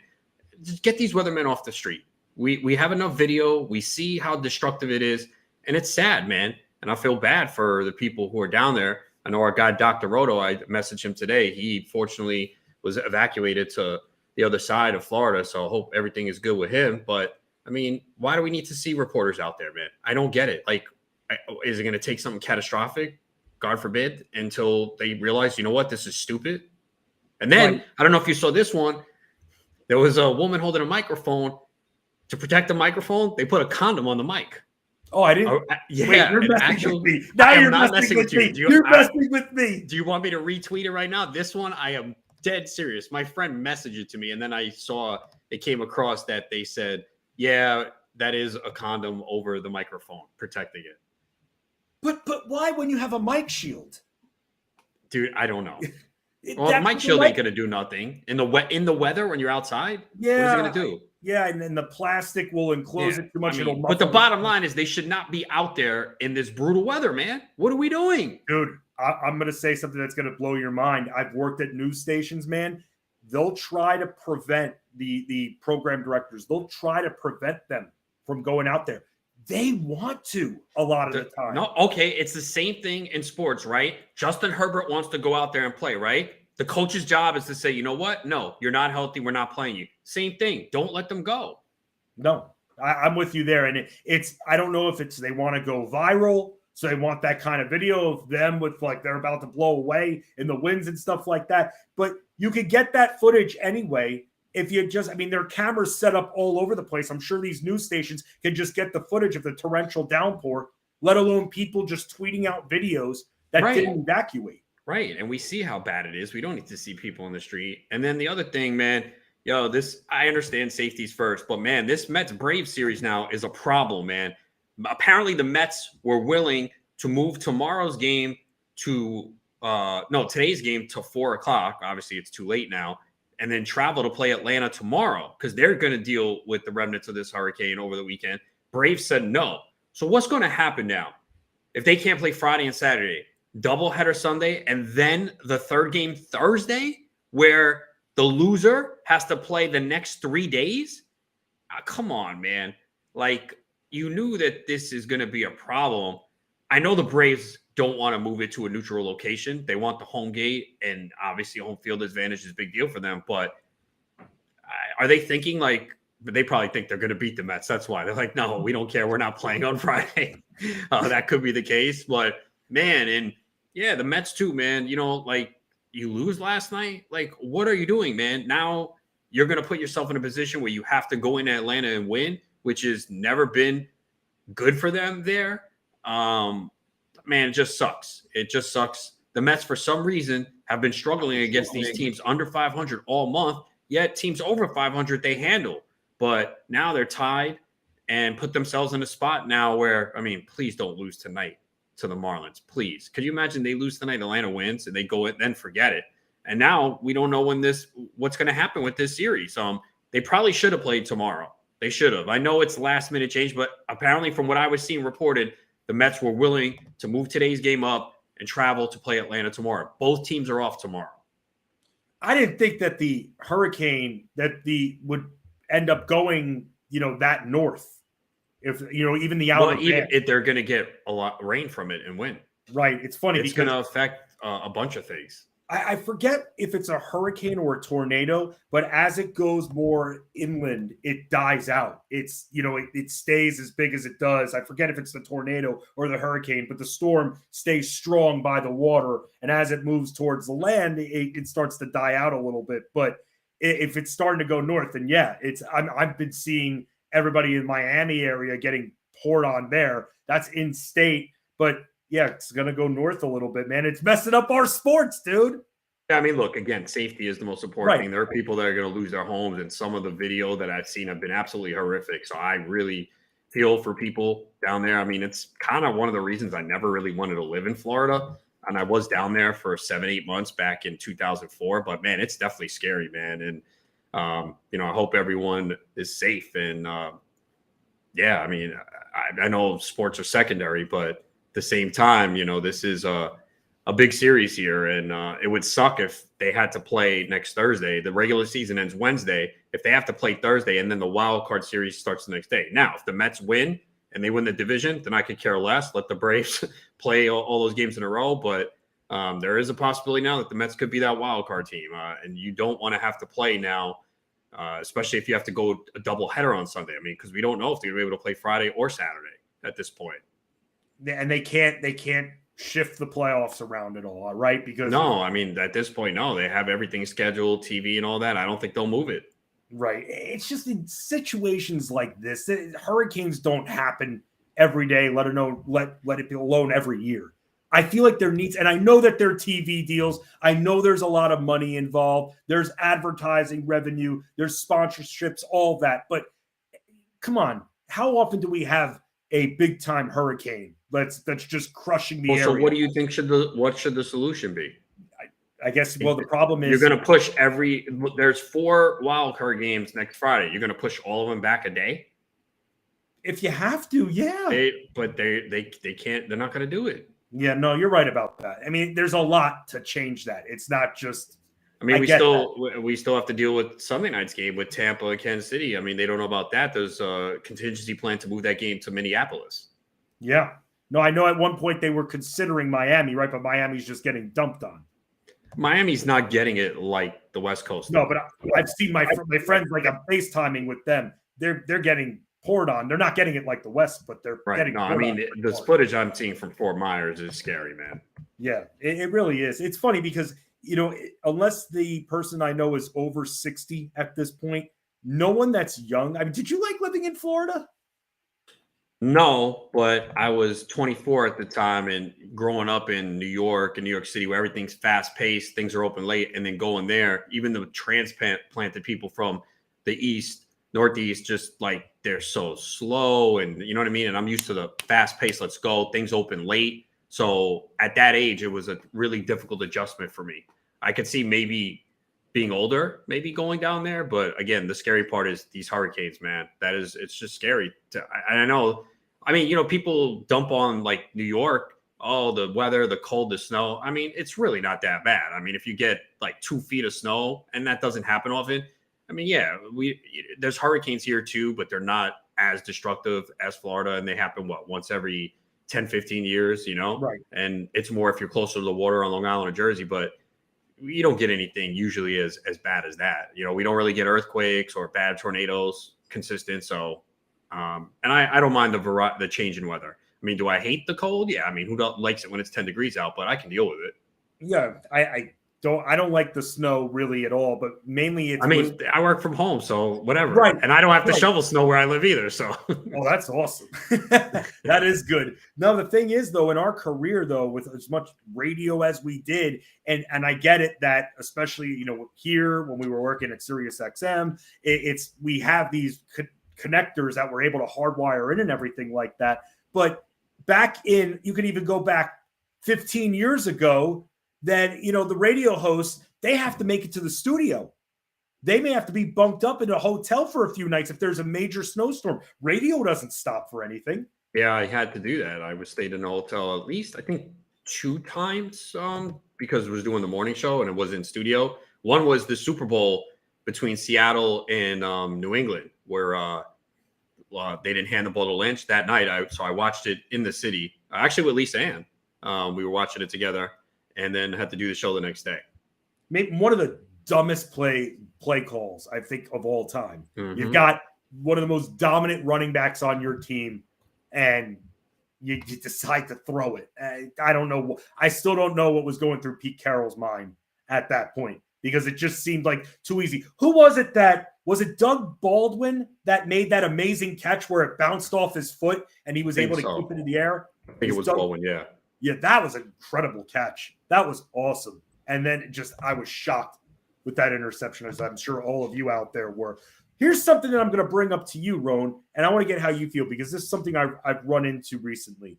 I know that everybody orders food and stuff online, but let me ask you this. When you go to a restaurant and you're placing your order, what should be the division between online orders that are being set versus you being there at the physical location and getting served? Because I go to some restaurants and I feel like I'm standing behind about 10 invisible people that placed online orders. And I feel like me being there, I should get some prioritization and not have to wait 10 minutes for them to fill the online orders. That's a tough call because, I do order online stuff and I hate when the food comes cold. It does occasionally. So I don't know. It's a tough call. I mean, I know you feel like, oh, I'm there. I mean, you don't go out much, so I get it. Well, I do. You just say that. No, that's you don't. I do. You don't. Do. You hate going out to a restaurant by yourself. You don't like going out. You're scared. That's not true. I do go out to a restaurant by myself. I just don't eat at the restaurant by myself. I know. Right. So, I mean, I don't know. It's a tough call because it doesn't have to be 1-for-1. If there's a line of 20 people there at a restaurant, it doesn't have to be one actual person in the line, one online order. But it shouldn't be all the online orders that you see as they come through, and I'm standing there just waiting for about 10 minutes as they fill even the new online receipts that are coming in. These times for pickups are ranges. They're not the exact minute. And people have to understand that. And if I'm physically at the restaurant... So why don't you place it before like they do and then go pick it up? Because I didn't think about that until I left the restaurant. That's why. And you claim that I don't go out ever. And you know what? I actually like those few minutes being out of the house there. It's okay. I like that. What I'll do is place the order and then go pick it up if I decide not to get delivery. No, you're right about that. And then you know how many times I've done that and it's not ready when I get there either. And sometimes I have to wait. So it depends on the spot too. You're standing there just waiting and waiting and waiting. But I'm standing there on the line, in the front of the line, waiting and waiting and waiting. The receipts are coming in. And I thought about that because it was very, very frustrating. And the person that could have served kept looking at me. And I wasn't rude or anything. I kind of just stood there and I wasn't trying to have a scowl on my face or anything like that. But come on, after 3 receipts and 3 invisible people, get to me, okay? Like, don't make me just sit there waiting 10, 15 minutes like an idiot on the line, all right? Not everyone needs their online orders before you're actually there. I'm actually there. Give me a little bit of service after 3 receipts instead of 15 receipts. That's all I ask. So you want your order, and then there's 10 people showing up, and then none of them are ready, and then they're complaining, and then the next 10 group are coming in. It's a time range, Roan. It's not going to be the exact minute. They have to know it's a range. It's not like our show that starts, boom, 5 o'clock Eastern. We're starting. Those are time ranges. So you get like 5 minutes early, 8 minutes late, something like that. It's a range. Yeah, but then what happens when it's 20 minutes late? That's a problem. That's bad Right, service. exactly. That's bad service, right? Well, no one wants to work anymore, so get people to work. I do. We can talk about that. Let me tell you, that's a hot take right there. No, that's not a hot take. But we will give our hot routes of the week coming up. Let us know what's going on in the comments section here. We're hanging out with Marty. We're hanging out with Al Williams being in there. Please, we're Aronis' favorite people, Philly Mac JC. Everybody, we love getting to hang out with you. And also want to thank our guys in the booth, too. AB Adam Bernard, who did confirm that as the hurricane gets more inland, it dies out. So, yes, another one for meteorologist Fensty right there. And we've got the People's Board Op, Jared Moore, as well, hanging out with us. It is the Playbook, powered by FantasyAlarm.com, here on Bettor Sports Network. The Playbook with Fensty and Ronis.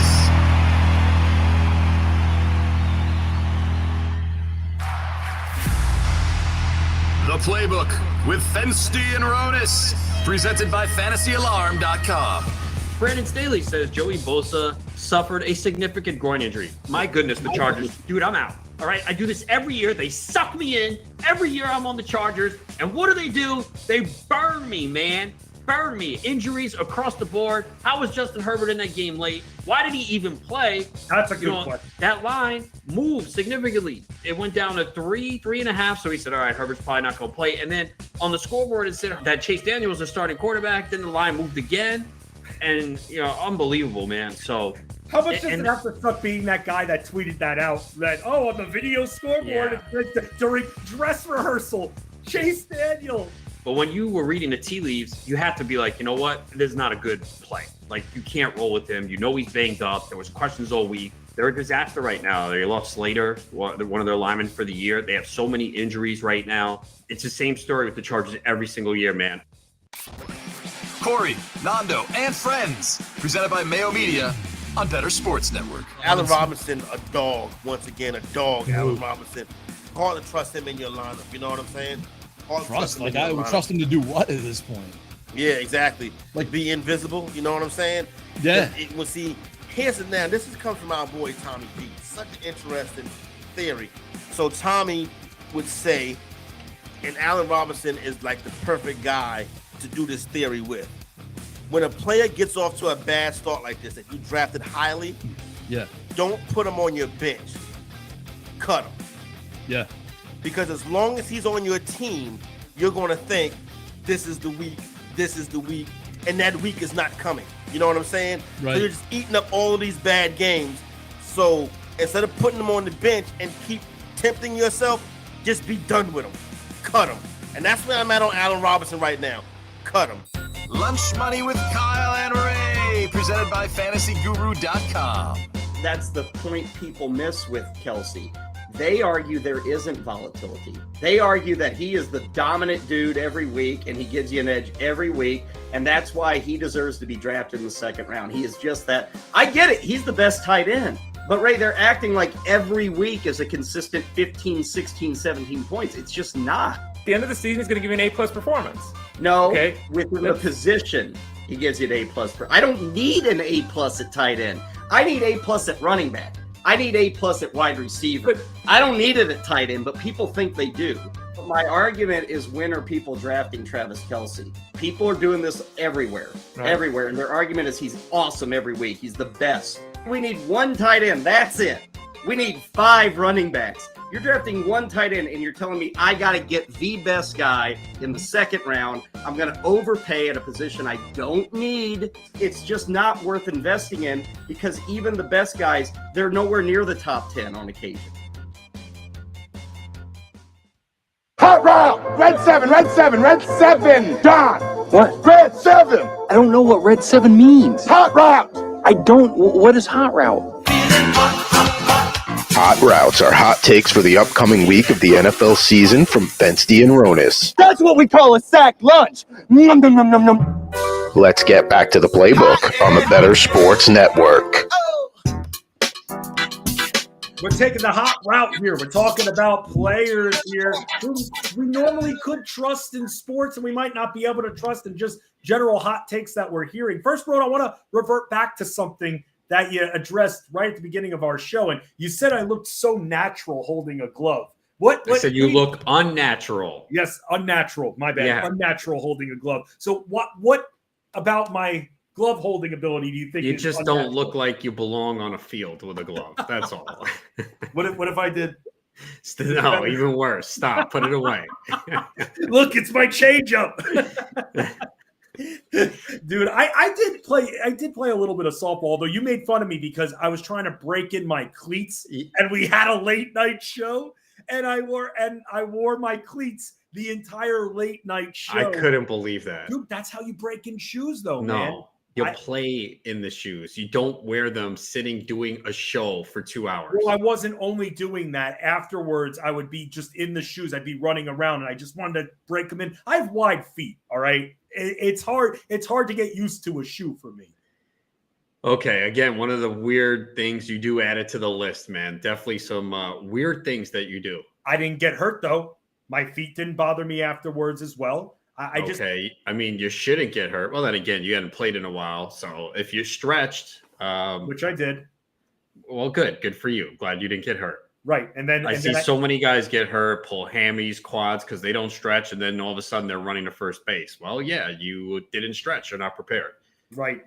I believe it was at one point, something from the movie Heavyweight, 76% of people don't stretch before working out. It's a problem. You need to. No, the problem is, man, you go to the gym, right? You're just ready to hit the machines and all. You don't want to then have to lay down and do the stretch, but you have to. So many people get hurt like that.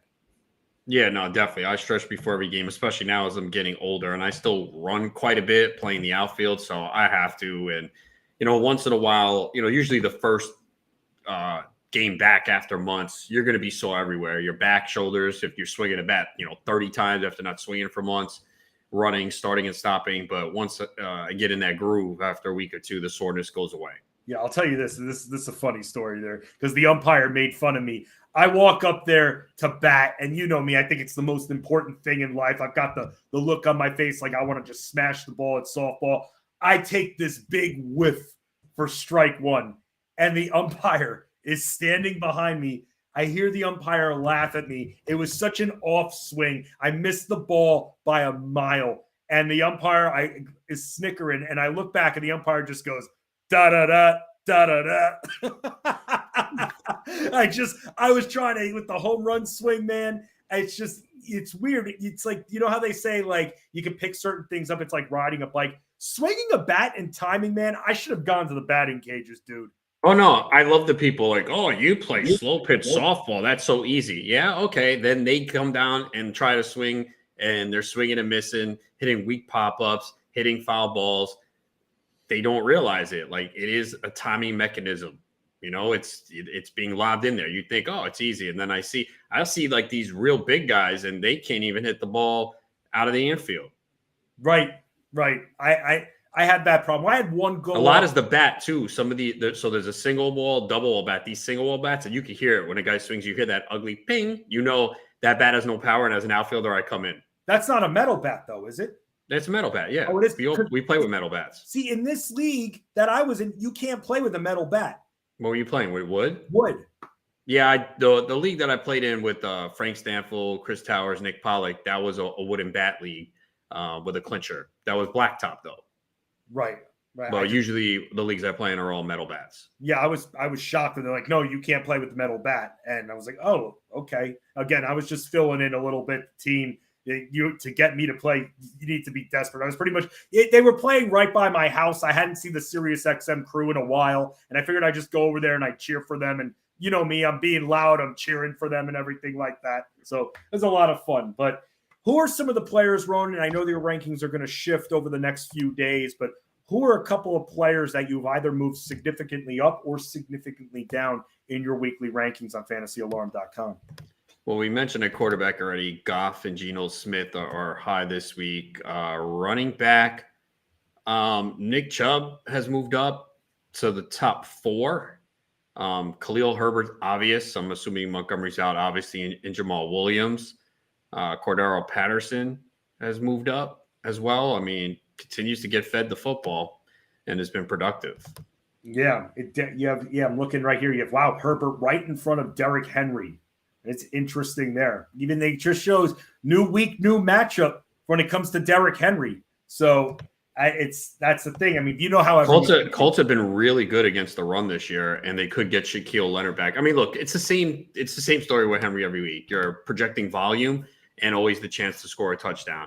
I'm interested to see what happens with him in the passing game after he caught 5 passes last week, not getting any the first 2 weeks. But again, like everyone raves about Henry last week, he's still only averaging 3.6 yards per carry. It was 20 for 85 last week. So the passing game really helped him, and he did find the end zone. So that's why he's not getting 5 receptions every week. I don't think so. And the Colts have been really good against the run this year. Yeah, I'm looking to see which team has allowed the fewest rushing yards.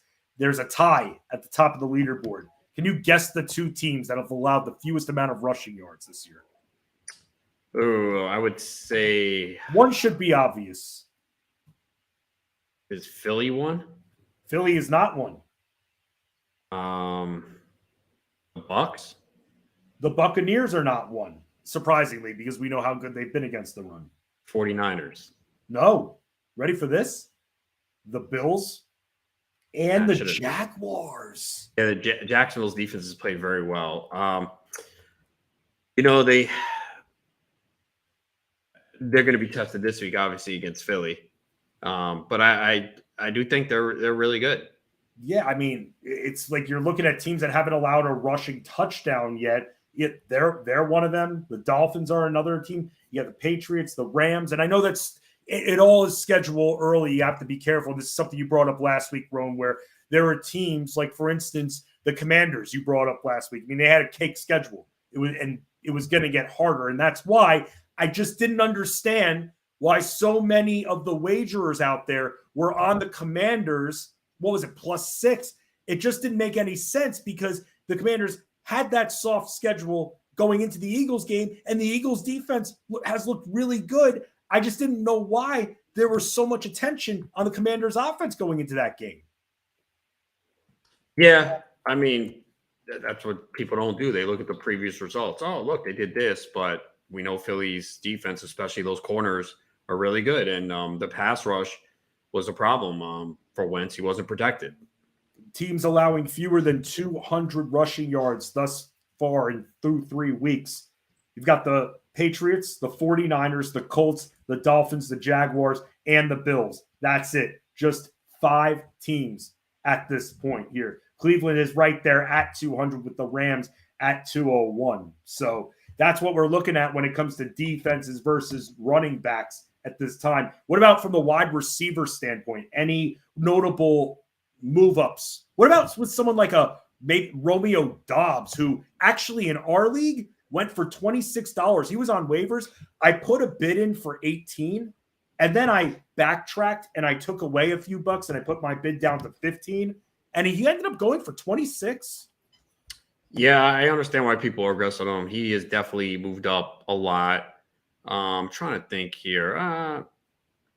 Devontae Smith has moved up a lot. Chris Olave moved up a lot. I do have Michael Thomas ranked right now, but I have Olave higher. So yeah, those are a couple. Lockett has moved up a lot, like the matchup this week, and he's actually been pretty good going up against Detroit. So he has moved up. Yeah, I'm looking, and you could go to fantasyalarm.com and check out Ronus's rankings there. Bettor Thomas is saying in the comments section that Dobbs looks to be, when it comes to the yards guy for that team. And I saw that there were a few reports that have come out over the last couple of days. Can Dobbs be that guy? Can he be that top go-to wide receiver for Aaron Rodgers? And the thing is this, I'm not ready to say that just yet, but it's starting to add up a little bit that the praise that he was getting in August certainly starting to come to fruition here when it comes to Romeo Doubs. And there's certainly a lot of targets to be open because the Packers receiving corps just doesn't have that depth anymore, especially when you take a Devontae Adams off that team. Yeah, I mean, and he's gaining the confidence of Aaron Rodgers, which is very important. So we have seen Lazard score a touchdown in the 2 games he has played, but not huge volume there. So Dobbs definitely is someone that is moving up, and people are spending all money in those leagues where he's available. And those were kind of more leagues with like 16 roster spots. Obviously, those with 20, he's not on the waiver wire. Man, the leagues with 20 roster spots, the waiver wire is absolutely brutal. I mean, I went and looked through the waivers that runs tonight. I'm like, man, there's just like nothing there. I mean, it's basically backup running backs that you're hoping get a shot. There is really not much there at all. So it's another week where not spending much money. And these are just 12-team leagues? With 12-team leagues with 20 roster spots. So overall, what do you think about that in fantasy? Should it be 16 or should it be 20? Because, I mean, these waiver issues obviously present. No, I mean, it has nothing to do with waivers, man. I mean. Well, what I'm saying is if you have more roster spots, there's going to be less on the waiver wire. But you don't know that from year to year. So, again, It's all what you want. I like playing in the deeper formats. I drafted Zay Jones, right? Now I don't need to go to the waiver wire. He's on my team because I drafted him. So I like the leagues that are deeper with 20 roster spots. Sure. Outside of that, when it comes to tight ends, I mean, again, I got that trade on Twitter before. Mark Andrews is your top guy, but trading Jalen Waddle for Mark Sanchez. Wow, Mark Andrews. Because you know why? I was thinking of the butt fumble versus the butt punt and whether or not Sanchez is now vindicated. Because what do you think's more embarrassing still? The butt fumble or the butt punt from last weekend? Butt fumble. Yeah, I think it's the butt fumble too. Only the Jets there. You have Andrews there, and that's how he's being valued because there are just not many tight ends that you can rely on. All right, story for you, Roan. I said I was going to ask you about this. So, as you know, Aaron Judge has not hit number 61 yet, and he's starting to run out of time. What are your thoughts? Because I was talking with our buddy Lenny Melnick, the legend, before. What are your thoughts about the Yankees benching Aaron Judge for a game to see if maybe that gets his mind right a little bit, takes the pressure off, and then I believe the Yankees then don't play tomorrow. They play again Friday, so it would be taking an opportunity away, a game away. But what are your thoughts about that? I think you leave it up to him. Apparently, he's in the lineup tonight. They are benching a couple guys because they clinched the AL East last night, and they don't really have much to play for going forward because I think Houston has Houston clinched best record in the AL. I think they have, but they don't have Anthony Rizzo in the lineup. No Giancarlo Stanton. So I mean, if Judge wants to play, let him play. And I don't think it's pressure. I mean, look how many times he's walked. So they're pitching him really carefully. It's not like he's 0 for 18. He was 0 for 1 yesterday with 4 walks. He had to hit the previous 2 games. So it's not barely that getting any pitches in the strike zone. I saw the pitching chart. He's walked 4 times last night and 8 times over the last 4 games and 11 over the last 6. So it's not like he's 0 for 16. They're just pitching him real carefully. So, he's also going for the Triple Crown. So, no, if Judge says, I want to play, I let him play. What would be more impressive? Judge getting to early 60s in home runs, or if like 60, getting to 62, 63, or Pujols hitting 700? It's got to be Pujols, right? What's more impressive? Yes. Yeah, I mean, to hit 700 home runs, which has not been done much. Yeah, that's more impressive. And he doesn't have any allegations against him about steroids. Well, look, I just said this to someone on Twitter too. Like, how do we know Aaron Judge isn't cheating? We don't. Someone's like, well, he'd be risking a lot for a big contract. Guys have done it in the past. What if he has a substance that can't be detected? Right. He's got like 20 more home runs than the next guy.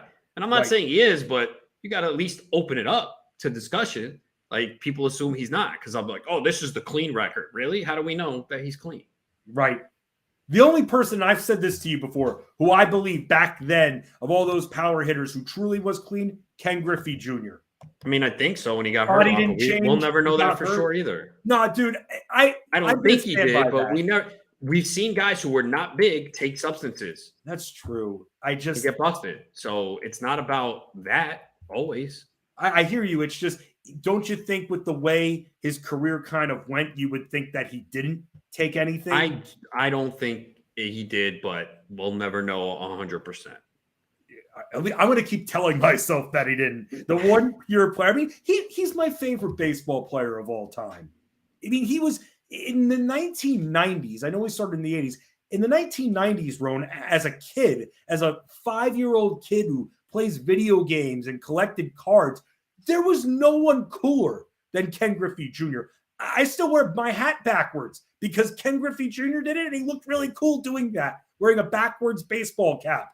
Like, he made everything the guy did looked cool. Even the home run in the movie Little Big League, it's acting, it's all, I guess, fake, but even he made that look cool. I mean, Ken Griffey Jr., you're a little bit older than me, but in the 90s, was there besides Michael Jordan, was there a more loved athlete than Ken Griffey Jr.?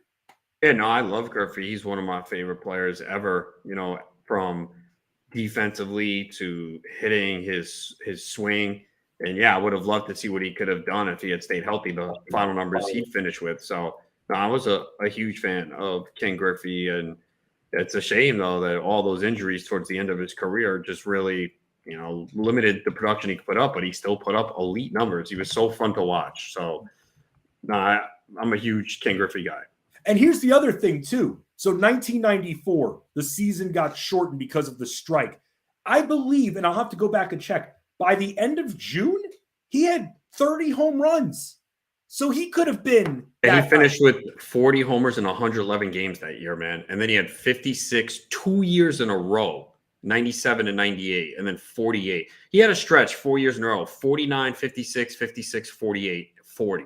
I mean, unbelievable. And then, yeah, once he hit like 31, he started to miss games, 111, 70, 53, 83. So think about that. All those years that he lost, and he still hit 630 home runs, man. Yeah. So if he was clean, he would have been the all-time home run champion, because you would, again, we're all guessing here, but you would think, all right, well, once he got into age 31, 32, that's when the body started breaking out, which is typical, right, for someone who's not using anything. Whereas we saw Barry Bonds just get better with age, and we did not see that with Griffey. So, yeah, I mean, again, look at from 2001, where he's 31, he played on. Look at the home runs, the decline: 8, 13, 20, 35, 27, 30, 18, 15 to his age 38 season. Even age 39 in 170 games, he had 19 home runs. So he probably would have definitely been the all-time home run leader had he been able to stay healthy. Almost was a Met. Did you know that? Yeah. There was a trade on the table, and he rejected it. And I think I know that he has something against the Yankees, because the Yankees apparently didn't treat his father well. And he said, I'm never playing for the Yankees. And that was another reason why I loved him even more. I'm like, his disdain for the Yankees was phenomenal. I would never play for the Yankees. But I wonder if that clumped in the Mets because they were a New York team as well. Because he wouldn't waive, I guess, the no trade clause he had back then. He wouldn't waive it to be traded to the Mets. They had a deal on the table. They would have sent a bunch of players for Griffey, but that does not happen. So it's funny what almost happens. Like Chris Paul. Chris Paul should have been a Laker with Kobe. Imagine that backcourt. David Stern comes in. Nah, brah, cut that trade out. He goes to the Clippers and loses and underachieves every year there. He's Adam Rodas. I'm Justin Fensterman. Let's talk a little bit more basketball now. We'll get some news, maybe go over some futures as well here. It is the Playbook on Bettor Sports Network. Bettor Sports Network. It's sports talk done better. Bettor Sports Network. It's sports talk done better. You can't be happy if you're a fan of Denver right now. I know they're 2-1. They look horrendous, man. Well, how about this player? I almost put him in, and then last second took him out, figured I'd give him another week. What about Javonte Williams? Would he be a trend down type of player at this point? He's still getting the carries. He's running all right. He's just not scoring. That's the problem. And the big thing is when you look at his production from a total basis, 11 passes week 1? It was a lot. I think you stay the course with him. I know, again, people are so frustrated. Guys, why are you surprised, man? We all know Javonte Williams is the best player in that backfield. It's clear. But people who play fantasy need to understand and I said this before the year, there are certain players that coaches love. Melvin Gordon is one of those players. Is he as dynamic, explosive? No. But he does a lot of the little things that coaches love. Those guys are going to get their touches. You have to understand that. So should Javonte Williams be the main back? Yeah. And we've started to see it shift a little bit. I know you're frustrated because Gordon got the touchdown, but I don't know why you're surprised by this. They told you this before the year. It was more like 50-50 last year. It's not now. You can't sit here and complain about it. Like, you act like this came out of nowhere. I can't believe Melvin Gordon is playing snaps. You're not talking about me, are you? No. Anyone who is sitting there and is just stunned that Javonte Williams is not getting, like, all these snaps. Now, could it get better as the season goes along and they start to go, you know what? Javonte's more explosive. We need him on the field now. I mean, they're 2-1, okay? So that's the problem with some of these teams that win games. They think, oh, we won, so everything is good. But let's look at the snaps. So Javonte Williams played 33. Melvin Gordon played 28. The biggest problem is Mike Boone played 14. That I don't get. Javonte Williams and Gordon each ran 13 routes. Boone, 11. 5 targets for Williams, 6 for Melvin Gordon. Javonte had 15 carries. Gordon, 12. Javonte Williams had 20 looks. So he had 15 carries, 5 targets, and he caught 3 passes. So he had 18 touches. You're going to complain about a running back getting 18 touches? Come on, man. He's better than Melvin Gordon, no doubt. But Javonte's not getting 35 touches. They had the ball a lot last night. Does it suck that they took him out near the goal line? Absolutely. Straight eye formation. They hand it up to Gordon, running left. Gordon into the end zone. Touchdown, Denver. This is not anything shocking here. The Playbook with Fensty and Ronis, presented by FantasyAlarm.com.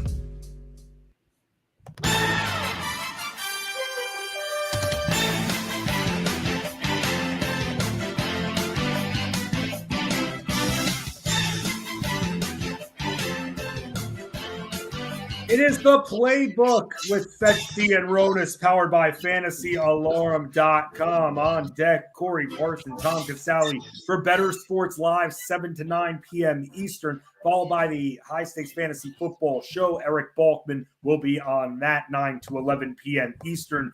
Tomorrow, 5 to 7 p.m. Eastern, it'll be me, it'll be Ronis, and it'll be Lisa Ann joining us as well to talk some football, maybe some hoops as well, and to make a very special announcement. So a huge announcement coming up there. We're going to be breaking some news, Ron. You always said, hey, we're not journalists or anything like that.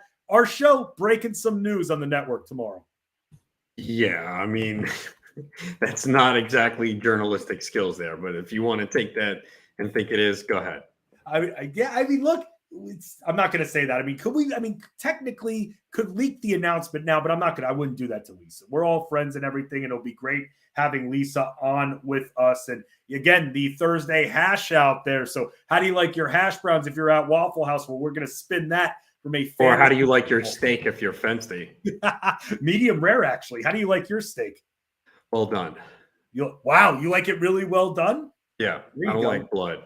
Okay, gotcha there. But when it comes down to the NBA, when we're looking at futures and I'm looking at the odds, the Clippers now in front to win the NBA championship on DraftKings Sportsbook at plus 550. And it's hard for me to wrap my head around this team, Rome, because on paper, yes, they should be able to contend.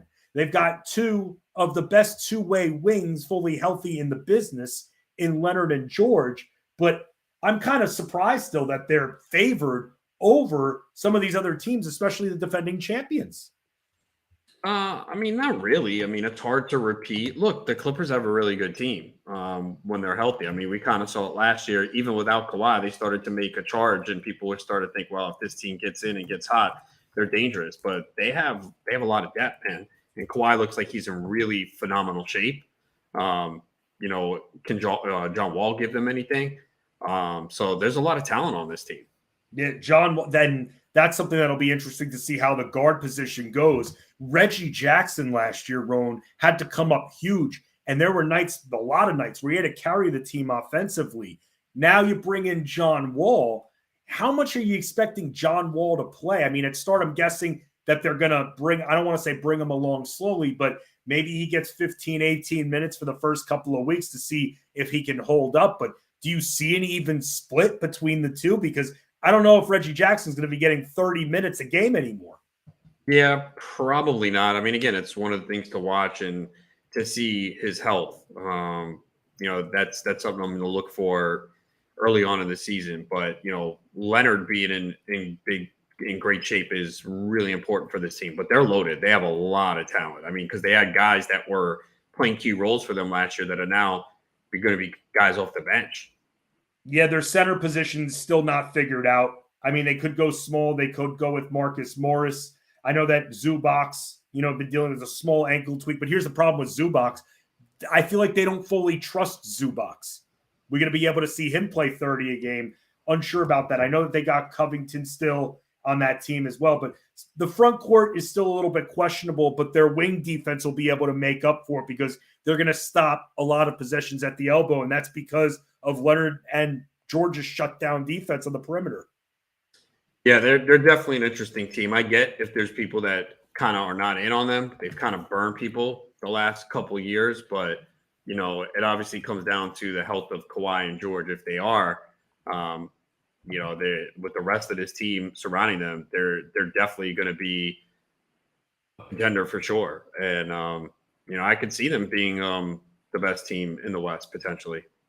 I'm very much wondering if James Wiseman is ever going to be turned into anything, if he can stay on the court. I mean, the Warriors can use a center, and they can use someone that can, take the ball out a little bit, hit mid-range jumpers. I mean, Wiseman's got tremendous size, and I can only imagine whether or not he's going to ever be able to be fully effective on the court, Ronnie. Even going back to college, this guy just can't stay healthy.